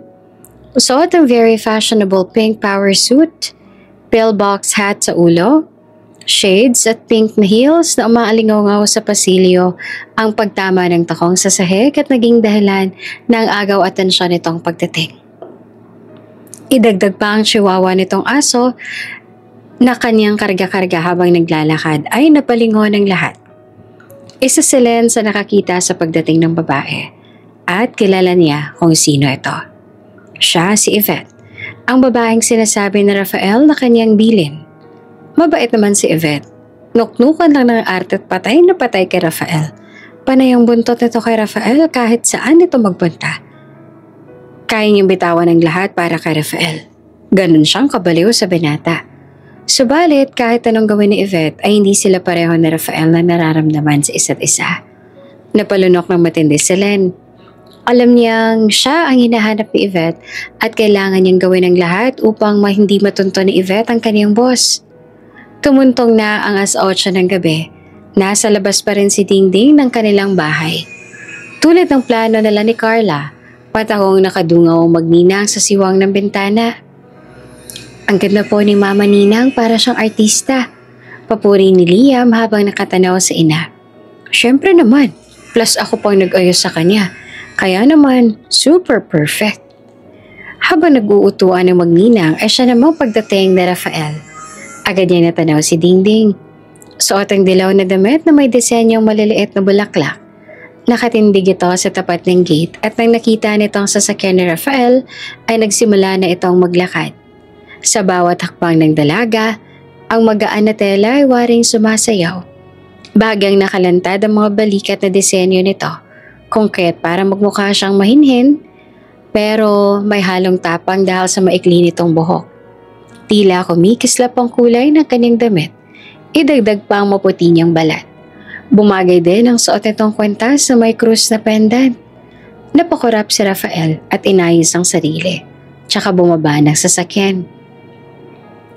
Dingding, you look great. I didn't expect na sobrang babagay sa'yo yung damit. Papuri ni Rafael. Bukod doon ay nakabaling din ang atensyon ng binata sa kwentas si Dingding. Nanlamig ito bigla. Napaisip. Hindi kaya si Dingding yung babae na nakasama niya nung gabing siya'y nalasing? Habang nasa biyahe, pilit iwinawak si ni Rafael sa kanyang isipan ng tungkol sa kwenta sa suot ni Dingding. Iniisip na lang niya na maaaring nagkataon lang ang lahat. Naging normal at nag-iisip ng pwede nilang pag-usapan ng kasama. Samantala, hindi naman alam ni Dingding kung isa ba ito sa pick-up line o sadyang napigani lang ito sa kanyang itsura. Ngumiti na lamang ito at nagpasalamat. Mula sa bintana ay panay ang yugyog ni Carla sa inaanak habang pinapanood ang dalawa. Look at him, bebe. Ang gwapo niya, no? Tanong ni Carla. At ang gentleman niya. Pinagbuksan pa niya ng door si mama mo, oh. And not just that, tignan mo. Yung handsome lalaki. Nakaalalay sa bunbunan ng mama mo para hindi mauntog sa ceiling ng car. That's you call being a gentleman. Papuri pa ni Carla kay Rafael habang kilig na kilig. Talaga po, Ninang? Ganun po ba dapat? Inosenteng tanong ng bata. Oo, bebe, ganun dapat. Sinundan ng tingin ni Liam ang sasakyan. Bakas ang pagtataka. Hindi niya alam kung bakit. Ngunit sa kanyang isipan ay tumatak ang mukha ni Rafael. Tila may kung ano sa lalaking kanyang nakita. Parang gusto niya itong makilala. Parang may taling nagdurugtong sa kanilang dalawa. Samantala sa sasakyan, nakaupo naman si Dingding sa tabi ng driver's seat. Nakabaling ang leeg sa pinta ng kanyang katabi at walang balak bumaling kay Rafael. I'll be honest with you, Dingding. Pwede namang akong solo sa event na to. But as a young handsome bachelor, dapat may kasama akong magandang dalag sa mga ganitong okasyon. Hindi ba? What do you think? Sambit ni Rafael upang sila ay may mapag-usapan. Ngumisi naman si Dingding. Tama naman po kayo, sir. Doon sa part na yung bachelor. Pero yung handsome? No comment. Asar nitong sabi. Nagulat naman si Rafael at talatang hindi niya inasahan ang sinagot ni Dingding sa kanya. Magarpong hardin ang bumungad sa dalawa. Mga ilaw na nagkikislapan. May mga lalaking nakapolong puti at pantalon na itim. Nasa bukana ang isang malaking fountain na may asul na ilaw na animoy sumasayaw. Lahat ng mga bumababa sa sasakyan ay nagpapagandahan ng kasuotan. Ngunit kahit gaanong kagarbo ang lugar at nagkalat ang mamagandang dalag, ang mga mata ni Rafael ay walang ibang nais kung hindi ang titigan ng kagandahan ni Dingding. Sir, medyo nakakailang na po yung mga titig nyo. Hindi po ba dapat nakikihalubilo kayo sa mga CEO o di kaya sa mga bachelors na tulad ninyo? Tanong ni Dingding. Magkatabi ang dalawa sa isang malaking bilog na mesa. Inilibot ni Dingding ang kanyang mga mata upang malibang. Samantalang si Rafael naman ay nakatingin lang sa dalaga. Yes, you're right. Dapat ganun na ginagawa ko sa mga oras na to. Tulad ng ginagawa nilang lahat. Nililibot ang bawat sulok ng malaking hall na to para makipagkwentuhan at makipagkamustahan sa mga taong hindi ko naman kalala. Uubusin ang oras at laway para purihin ang mga damit at alahas silang suot. Wika ni Rafael habang nilalaro ang table napkin sa kanyang harapan. Pero sad to say, hindi ako ganoon. Sabay buntong hininga at baling sa katabing si Dingding. Kaya nga kita sinama dito para ipakita ang mundo ko.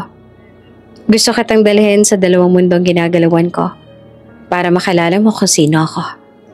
At kinindatan nito si Dingding. Naramdaman ni Dingding ang kanyang mga pisngi na nanginginit. Gusto niyang hawakan ng mga ito ngunit baka akalain ni Rafael na siya'y kinikilig. Umiwas na lang ito ng tingin at nilibang ang sarili.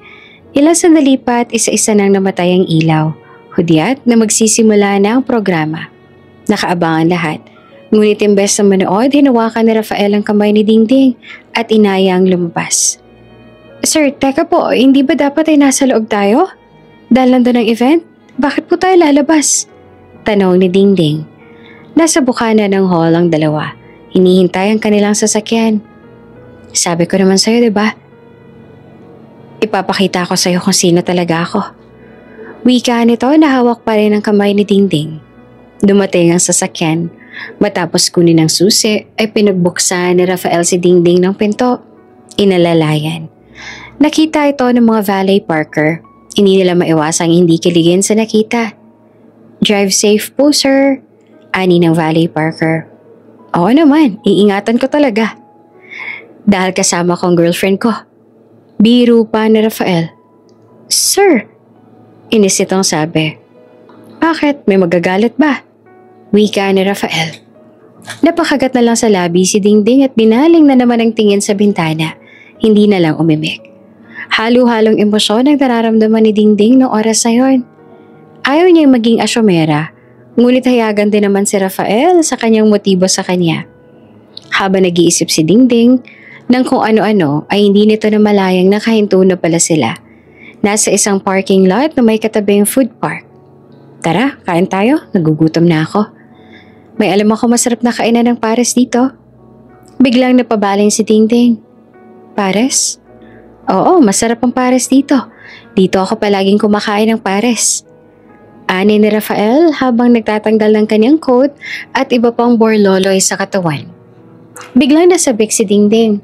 Palabas na sana siya ng sasakyan nang bigla siyang pigilan ni Rafael. Wait, take off your heels. Pinagdala kita ng slippers para mas komportable ka sa paglalakad. Sabay kuha ng isang paper bag na nasa kanilang likuran. Muli ay namula si Dingding at napakagat ng kaniyang labi. Hindi naman inaasahan ni Dingding ang mga sumunod na nangyari. Hindi niya akalain na ang isang Rafael Villafuerte ay isa ring taong kalye. Sa food park na kanilang pinuntahan ay kilalang kilala si Rafael. Cho ang tawag ng lahat sa kanya, lalo na sa paresan na kanilang pinuntahan.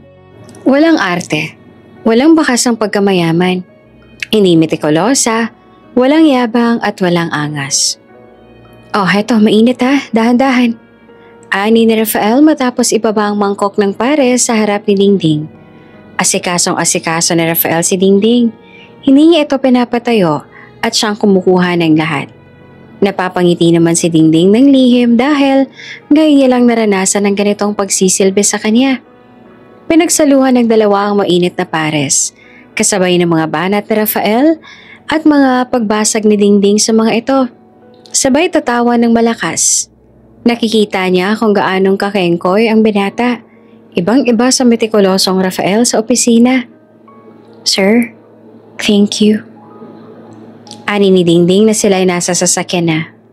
"Wala yon, gusto ko lang naman talagang ipakita sa'yo kung sino talaga ako. I may be super OC sa office, pero marunong din naman akong lumugar. Kaya ko naman na mag-adjust. Kaya kong magbago para sa taong mahal ko." Wika ni Rafael.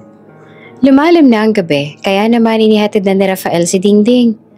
Kung kanina ay halos mapanisan ng laway si Dingding at nakabaling lang sa bintana, ngayon ay nagagawa na nitong humarap kay Rafael at makipag-usap. Samantala, lula ng pink na sasakyan ay naroon si Yvette. Sobrang kanyang pagkatismaya dahil kahit anong piga niya kay Lenlen ay hindi niya malaman kung nasaan si Rafael. Kaya naman siya na mismo ang naganap sa binata. Ngunit kabiguan lang kanyang inabot. Hanggang binalak na lang niyang umuwi at magmukmok. Habang binabagtas ang daan pa uwi, hindi sinasadyang isang pamilyar na kotse ang kanyang namataan sa kanyang tabi. "Hindi ako maaaring magkamali. Sasakyan pa ni Rafael. Teka nga, tingnan ko nga yung plate number." Wika pa ni Yvette. Pinuuna niyang sasakyan at sinipat ang plate number. Nagkaroon ito ng ideya. Sinundan niya ang sasakyan hanggang sa marating na sila sa isang bahay. Kaninong house to? Napatakip si Yvette ng kanyang bibig. OMG. Rafael, are you cheating on me? Salamat sa paghatid. Sabi ni Dingding sabay ngiti. Ito ang unang beses nga nangitian ni Dingding si Rafael. Nang makita ito na Rafael ay parang tatalo ng kanyang puso sa tuwa. Subalit hindi niya yun pwedeng ipahalata. "No problem, it's my obligation." Ngunit ang kislap ng mga mata nito ay hindi maitatago ang kanyang pag-uumapaw na tuwa. "Sige na, pumasok ka na para makapagpahinga ka na." Hindi alam ng dalawa na nakadungaw ang magninang sa bintana. Halos maihi naman si Carla sa kilig. Si Liam naman ay titig na titig sa lalaking kasama ng kanyang ina. Bumukas ang pinto kaya naman tumakbo ang dalawa sa sofa upang umupo. Kunwaring may ginagawa. "Hay nako, huli ko kayo kanina, nakadungaw kayo sa bintana." "Kayo talaga?" Sita pa ni Dingding. "Hindi naman, grabe naman siya." "Ano, kamusta yung date? Yung event?" Ani ni Carla. "Ayos naman, nakakapagod pero masaya." Sambit ni Dingding na tila may kakaibang pahiwatig sa kanyang mga ngiti. Nasa banyo noon si Dingding. Si Carla naman ay nasa kusina at kumakain. Si Liam ay nasa sala. Nanonood ng TV ngunit panay ang sulyap nito sa bintana. Natatanaw pa niya ang sasakyan ng lalaking naghatid sa kanyang ina. Sa hindi maipaliwanag na dahilan, gusto niyang kausapin ng lalaki kaya naman lihim itong lumabas na siyang kinagulat ni Rafael nang makita ang may batang lalaki na kamukhang kamukha niya palabas ng gate. Nagtitigan ang dalawa. Hindi alam kung sino ang unang lalapit. Bumilis ang tibok ng puso ni Rafael. Tila ba may nag-uudyok sa kanyang lumapit sa batang nakatitig. Hanggang sa nakita na lang niya ang kanyang sarili na lumabas ng sasakyan at lumapit sa bata. "Hi!" Bati nito. Para siyang nananalamin. Ito ang kanyang wangis nang siya ay musmus pa ng bata. Ngunit paano itong nangyari? "Good evening po, sir. Kayo po ba yung boss ng mama ko?" "Oo, ako nga." "Gabi na, bakit ka pa lumabas?" Tanong ni Rafael. Ngunit ang salitang mama ay umalingaw-ngaw sa kanyang isipan. "Nakita ko po kasi yung car po ninyo na nasa labas pa. Gusto ko rin po na mag-thank you dahil hinatid niyo po pa uwi ang mama ko. Thank you po." Ani ni Liam. "Wala yun. Ako nga pala si Rafael. Ikaw, anong pangalan mo?" "Liam po." Tugon ito. "Liam, nice name." Sige na, pumasok ka na, gabi na." Wika ni Rafael. Sumunod naman ang musmos na bata. Sinundan ng tingin ni Rafael ang pagpasok nito. Naguguluhan, biglang nangamba. Nagulat dahil may anak na pala ang babaeng kanyang nagugustuhan. Ngunit sa kabila nito, Ngayon ay naiintindihan niya na kung bakit naging mailap ang dalaga sa kanya. Lula ng kanyang sasakyan, hindi maalis sa isipan ni Rafael ang wangis ng batang si Liam. Nang gabi rin yon, pagka-uwi niya sa kanyang bahay, ay humanap siya ng luma niyang larawan. Tinitigan magdamag. Ako yon. Kamukhang kamukha ko si Liam. Pero paano nangyari yon? Wika nito sa kanyang sarili. Bigla rin sumagi sa kanyang isipan ang kwintas sa suot ni Dingding. Hindi kaya anak ko si Liam? Samantala, kinikilig na ibinahagi naman ni Dingding ang nangyari sa kanila ni Rafael kay Carla. Nasa sala pa rin noon si Liam at nasa kusina silang dalawa. Makikita ang kilig nito sa bawat salita. Ang kislap ng mga mata ng dalaga. Ang saya na kumawala na rin sa wakas. Bax, I'm very happy for you. Sa tagal nating magkaibigan, ngayon lang kita nakita ang kinikilig ng todo. Pares lang pala, magpapalambot ng puso mo. Asar pa ni Carla. Sira, hindi naman dahil doon. Hindi lang talaga ako makapaniwala na may kabaitang taglay pala ang lalaking yun. Na-cowboy din pala siya. Kaya niya makisalamuha sa tulad nating duka. Nako, kung makita mo lang siya kung paano siya makipagperdagulan sa mga tao sa food park, hindi mo akakalaing may-ari siya ng malaking kumpanya. Nako. Ano, in love ka na sa tatay na, Pax, shh! Huwag ka maingay, baka marinig ka ni Liam.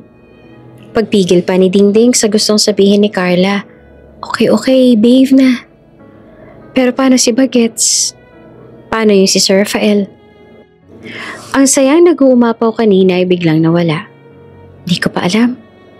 Natatakot kasi ako na mawala si Liam sa akin pag nalaman niyang ako yung babaeng kasama niya ng gabing yun. Natatakot ako magalit siya dahil tinago ko si Liam. Bukod doon, di ko rin alam kung paano sasabihin kay Liam ang tungkol sa papa niya. Ano tong gulong pinasok ko? Nalalatang sabi ni Dingding. Pinilit na naging normal ni Dingding kinabukasan. Maaga siyang pumasok at nagsimulang magdinis ng opisina.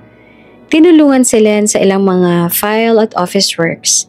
Ngunit si Rafael, tila nilalamon pa rin ang isipan sa kanyang mga nakikita ng gabi yon. Len, may nakwento ba sa'yo si Dingding tungkol sa personal na bagay? Biglang tanong ni Rafael habang sinasabi ni Len ang kanyang schedule para sa araw na yon. Paminsan-minsan po nag-o-open naman siya. Pero most of the time, pure work lang po talagang pinag-uusapan namin.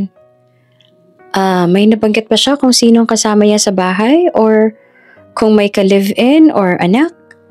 Halata sa tono ng boses ni Rafael ang pagsisiyasat. Biglang napaisip si Len. Naalala niya ang wallpaper ni Dingding. Bakit po sir? May nalaman po ba kayong bumabagabag sa inyo tungkol kay Dingding? Sumandal si Rafael sa sandala ng kanyang upuan. I saw her son, Liam. Nagulat ako. As in, gulat na gulat. She didn't declare it. Halatang inis sa mukha ni Rafael, naguguluhan sa kanyang nararamdaman. Sir, hindi naman po sa pero kung ako po ba yung may anak at hindi ko po dineclare, ganyan din po ba magiging reaksyon ninyo? Sunod na tanong na Len. Nagulat si Rafael sa tanong ng kanyang sekretarya. Of course. Yes. Talaga po ba sir? Big deal sa inyo? Or naging big deal lang siya dahil si Dingding ang may anak? Natahimik si Rafael at hindi na nakasagot. Sir, alam naman po natin na may gusto kayo kay Dingding. Hindi naman po tayo hahantong sa ganitong setup kung wala. Joke lang po ito, diba? Pero sir, kung talagang gusto niyo siya, hindi magiging hadlangan na karaan niya. Ano ngayon kung may anak siya? Kung single mom siya? I'm sure ang dahilan niya naman kung bakit niya tinagong bagay na yon ay para makakuha ng trabaho. Hindi ko ba naman kasi alam kung bakit may diskriminasyon ng bansa natin sa pagiging dalagang ina. May anak lang sa pagkadalaga, bumababa na agad ang tingin nila sa tao. Hindi ba nila alam na ang single mom ay dapat hangaan dahil kahit iniwan sila ng partner sila, kaya nilang tumayo mag-isa para itaguyod ang mga anak nila? Tuluyan na nadala si Len sa kanilang usapan. May punto naman ang mga sinabi ni Len. Naliwanagan si Rafael sa tunay niyang nararamdaman at iniisip. Paalis na noon si Len. Ngunit muli itong bumaling kay Rafael. At saka nga po pala sir, kung talagang mahal mo siya, matatanggap mo kung sino siya. Mula sa nakaraan niya hanggang sa kasalukuyan. At pati ang anak niya ay mamahalin mo rin. Hindi lang si Dingding. At dapat mas mahal mo ang anak niya, higit sino man. Tama lahat ang sinabi ni Len sa kanya. At bukod doon, may kakaibang connection siyang nararamdaman sa bata. Kaya mula ng araw na yon, lihim niya nang sinubaybayan ng bata. Tuwing may meeting siya sa labas o hindi kaya may bakanting oras, ay dumadaan siya sa bahay ni Dingding. Tinatanaw mula sa malayo ang bata. Minsan nagkakaroon siya ng lakas ng loob na kausapin ito. Hanggang sa tuwing nakikita siya ni Liam, ay kusa na itong lumalapit sa kanya upang batiin at minsan ay makipagkwentuhan. Sa ganitong paraan, nakilala niya si Liam. Hello po, Tito Rafael. May dinaanan po ulit kayo na malapit dito? Ani ni Liam. Oo, meron akong binili na malapit dito kaya heto, pinuntahan na rin kita. Bakit nagsasawa ka na ba sa itsura ko? Dahil araw-araw kitang pinupuntahan? Naku, hindi po. Natutuwa nga po ako kasi palagi niyo po akong pinupuntahan tsaka palagi po ako may pasalubong galing sa inyo. Pabulong nitong sabi. Hindi lang pagtanaw at pagkamusta ang ginagawa ni Rafael. May bitbitin nito kung ano-ano at madalas ay pagkain, tinapay, merienda. Sekreto lang dalawa ang palagi niyang pagpunta. Samantala, hindi lamang si Rafael ang may lihim na pagmamanman na ginagawa. Walang kamalay-malay ang lahat na nagmamasid rin si Yvette sa lahat ng kanilang mga galaw. That janitress. Ang kapal naman ng mukha niyang landiin sa Rafael ko. Tapos malaman-laman ko na may anak na pala siya. This cannot be. Kilala ko ang mga tulad niyang babae. Lalandiin niya lang isang mayamang lalaki para hututan. Magpapaawa at gagamitin ang kawawang nilalang para makakuha ng pera. Pera lang naman ang habol ng babaeng yan. I have to do something para maalis ko sa buhay namin ng babaeng yan. Kailangan kong imulat ang mga mata ni Rafael at ipakita ang tunay na katauhan ng babaeng yan. Gigil nitong sabi habang nakatanaw kay Rafael at kausap nito ang batang si Liam mula sa malayo. Nang araw ding yon, habang wala si Rafael sa opisina, ay tiyempong pumunta si Yvette at dumiretso sa opisina ni Rafael. Nang mga oras na yon ay magkasama ang dalawa, si Len at Dingding na nag-aayos ng conference room para sa meeting. Ma'am, ano pong ginagawa niyo dito? Gulat na sabi ni Len. Bigla na lang kasi itong pumasok sa conference room. Suot ang neon pink niyang dress at bitbit pa rin ang chihuahua niyang aso. Bakit? Sino ka ba para sitahin ako ng ganyan? Isa ka lang namang sekretary. Baka nakakalimutan mo. Pag naging asawa na ako ni Rafael, ako nang mamimili na magiging secretary niya. Kaya magdasal ka na. Banta nito.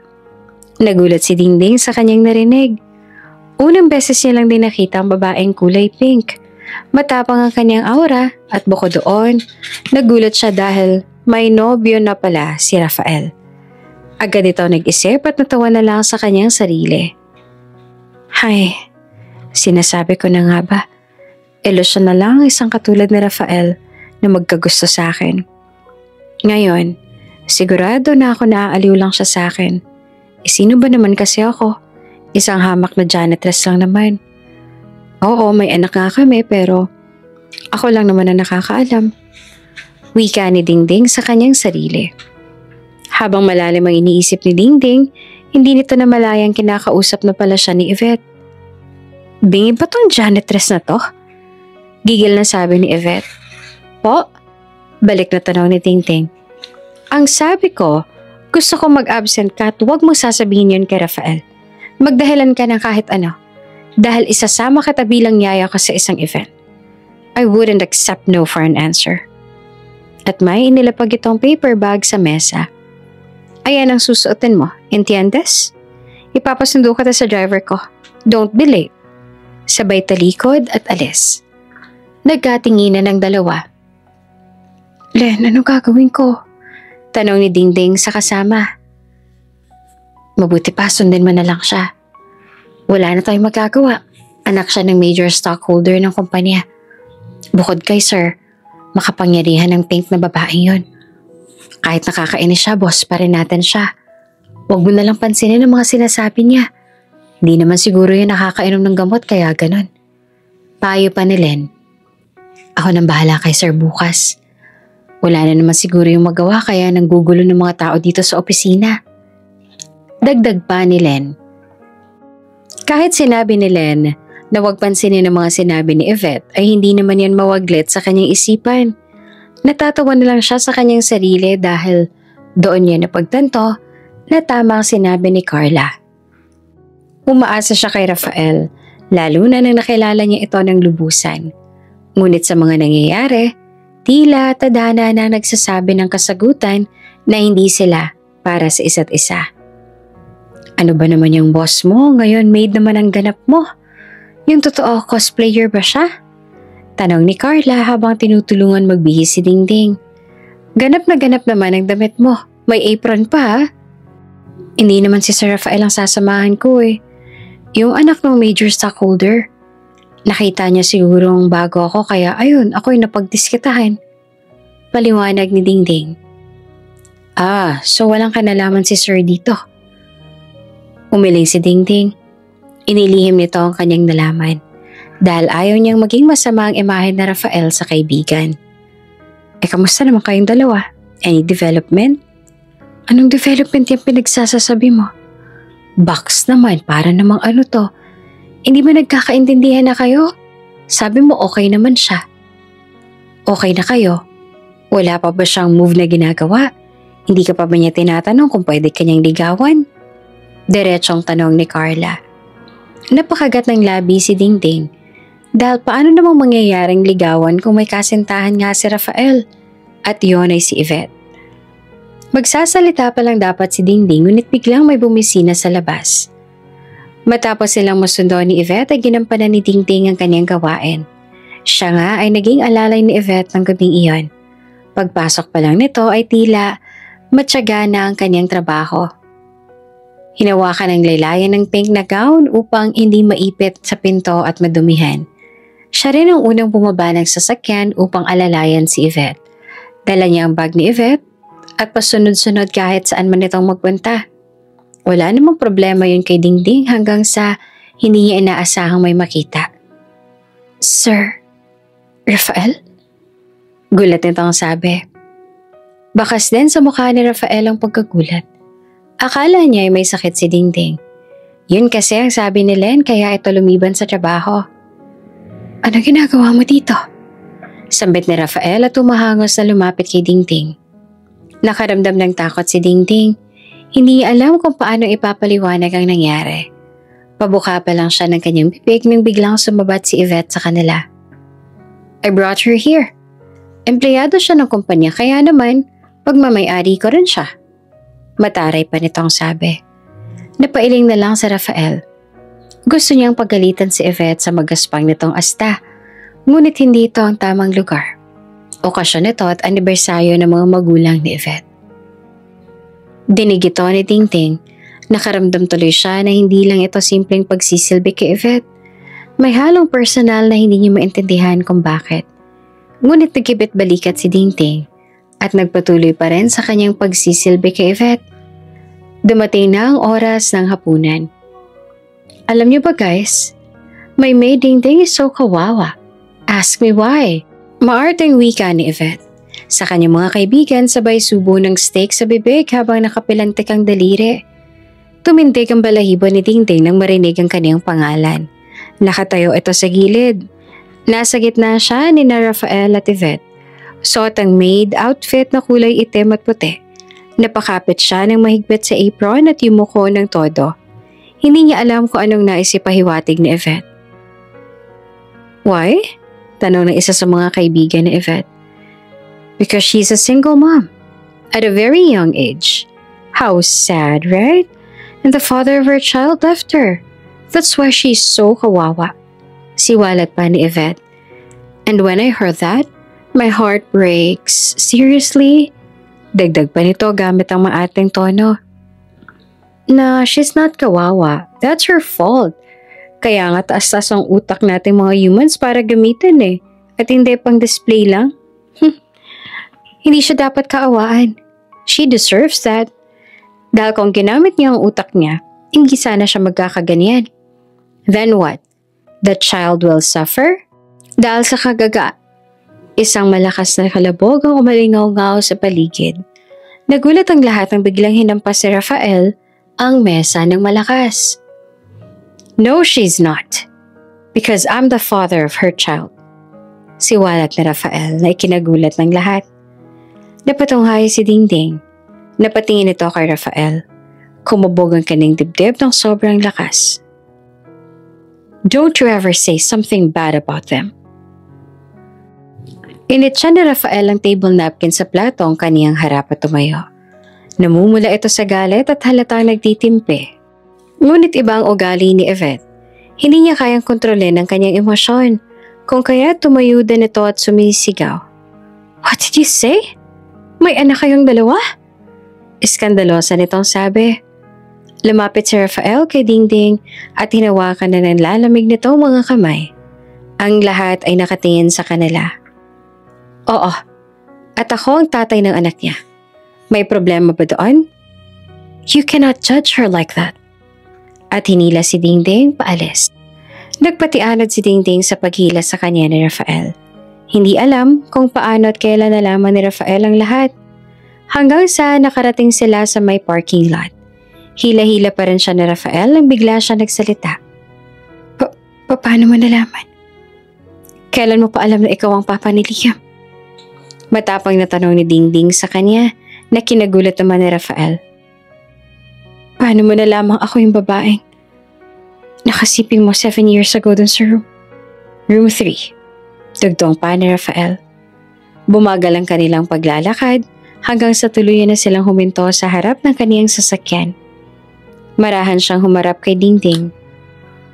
Ikaw ang babaeng yan. Ikaw ang babaeng may suot ng pendant na krus. Bakas ang pagtataka sa mukha ni Dingding. Teka lang, hindi mo alam? Pero ano yung sinabi mo kanina na ikaw ang papa ni Liam? Natawa si Rafael at napasandal sa kanyang kotse. I knew it. Kaya pala kamukhang-kamukha ko siya. Look, nagmamadali nitong kinuha ang kanyang wallet at ipinakita ang kanyang lumang litrato. Ipinakita niya iyon kay Dingding. Ngayon alam ko na kung bakit gano'n na lang nararamdaman ko kay Liam.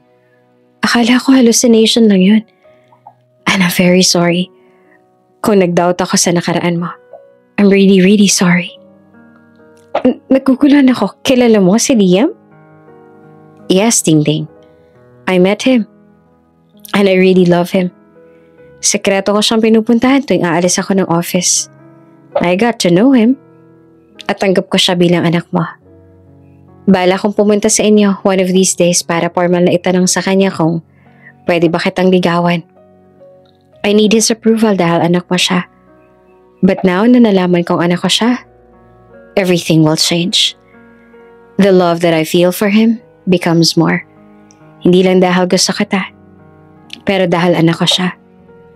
Tuwang-tuwa nito ang sabi. No! Isang malakas na sigaw ang umalingaw-ngaw sa parking lot. Napabilang ang dalawa at nakita si Yvette na humahangos papalapit sa kanila. You cannot do this to me, Rafael. We're getting engaged. See? See this ring? Sabay pakita kay Rafael ng isang box ng singsing. Napahilamos naman si Rafael ng kanyang mukha. No, Yvette, please tama na yung ilosyon mo. Walang tayo at kailanman hindi naging tayo. Oo, our parents are best friends. Pero malinaw kay na dad at mom na hindi kita gusto. At si Dingding ang gusto ko, at hindi ikaw. Siwalat ni Rafael. Nagulat naman si Dingding lalo na si Yvette sa diretsong sabi ni Rafael. Hindi ako papayag. Mamili ka.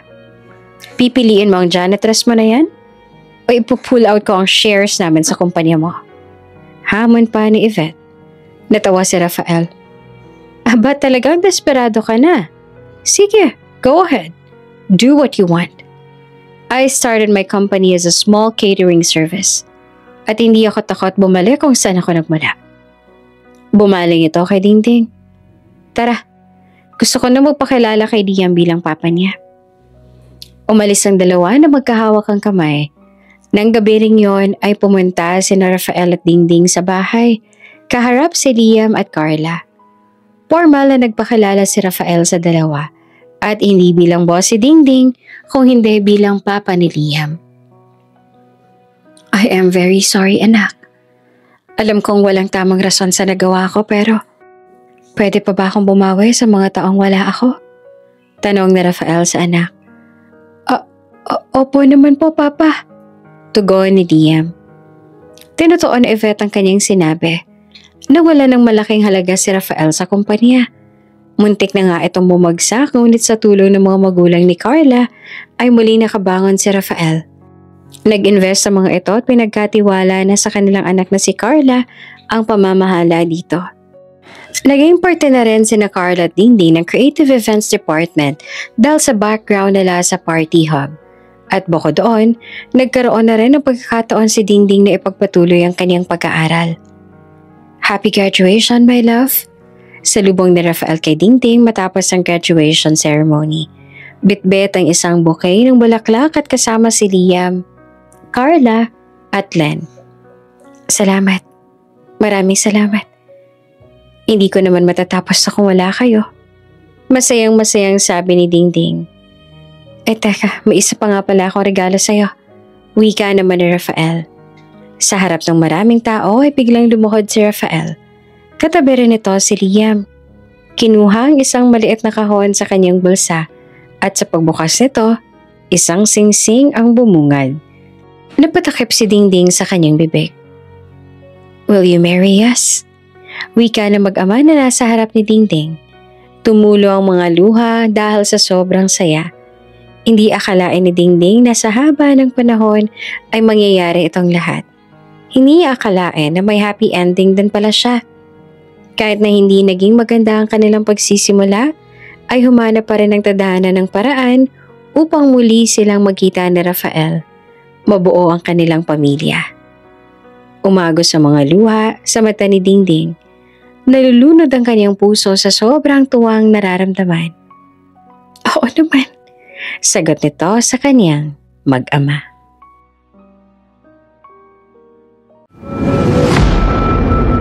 Kung bago ka pa lang sa channel na ito, Ate Jane TV, huwag kalimutang pindutin ang notification bell and subscribe button.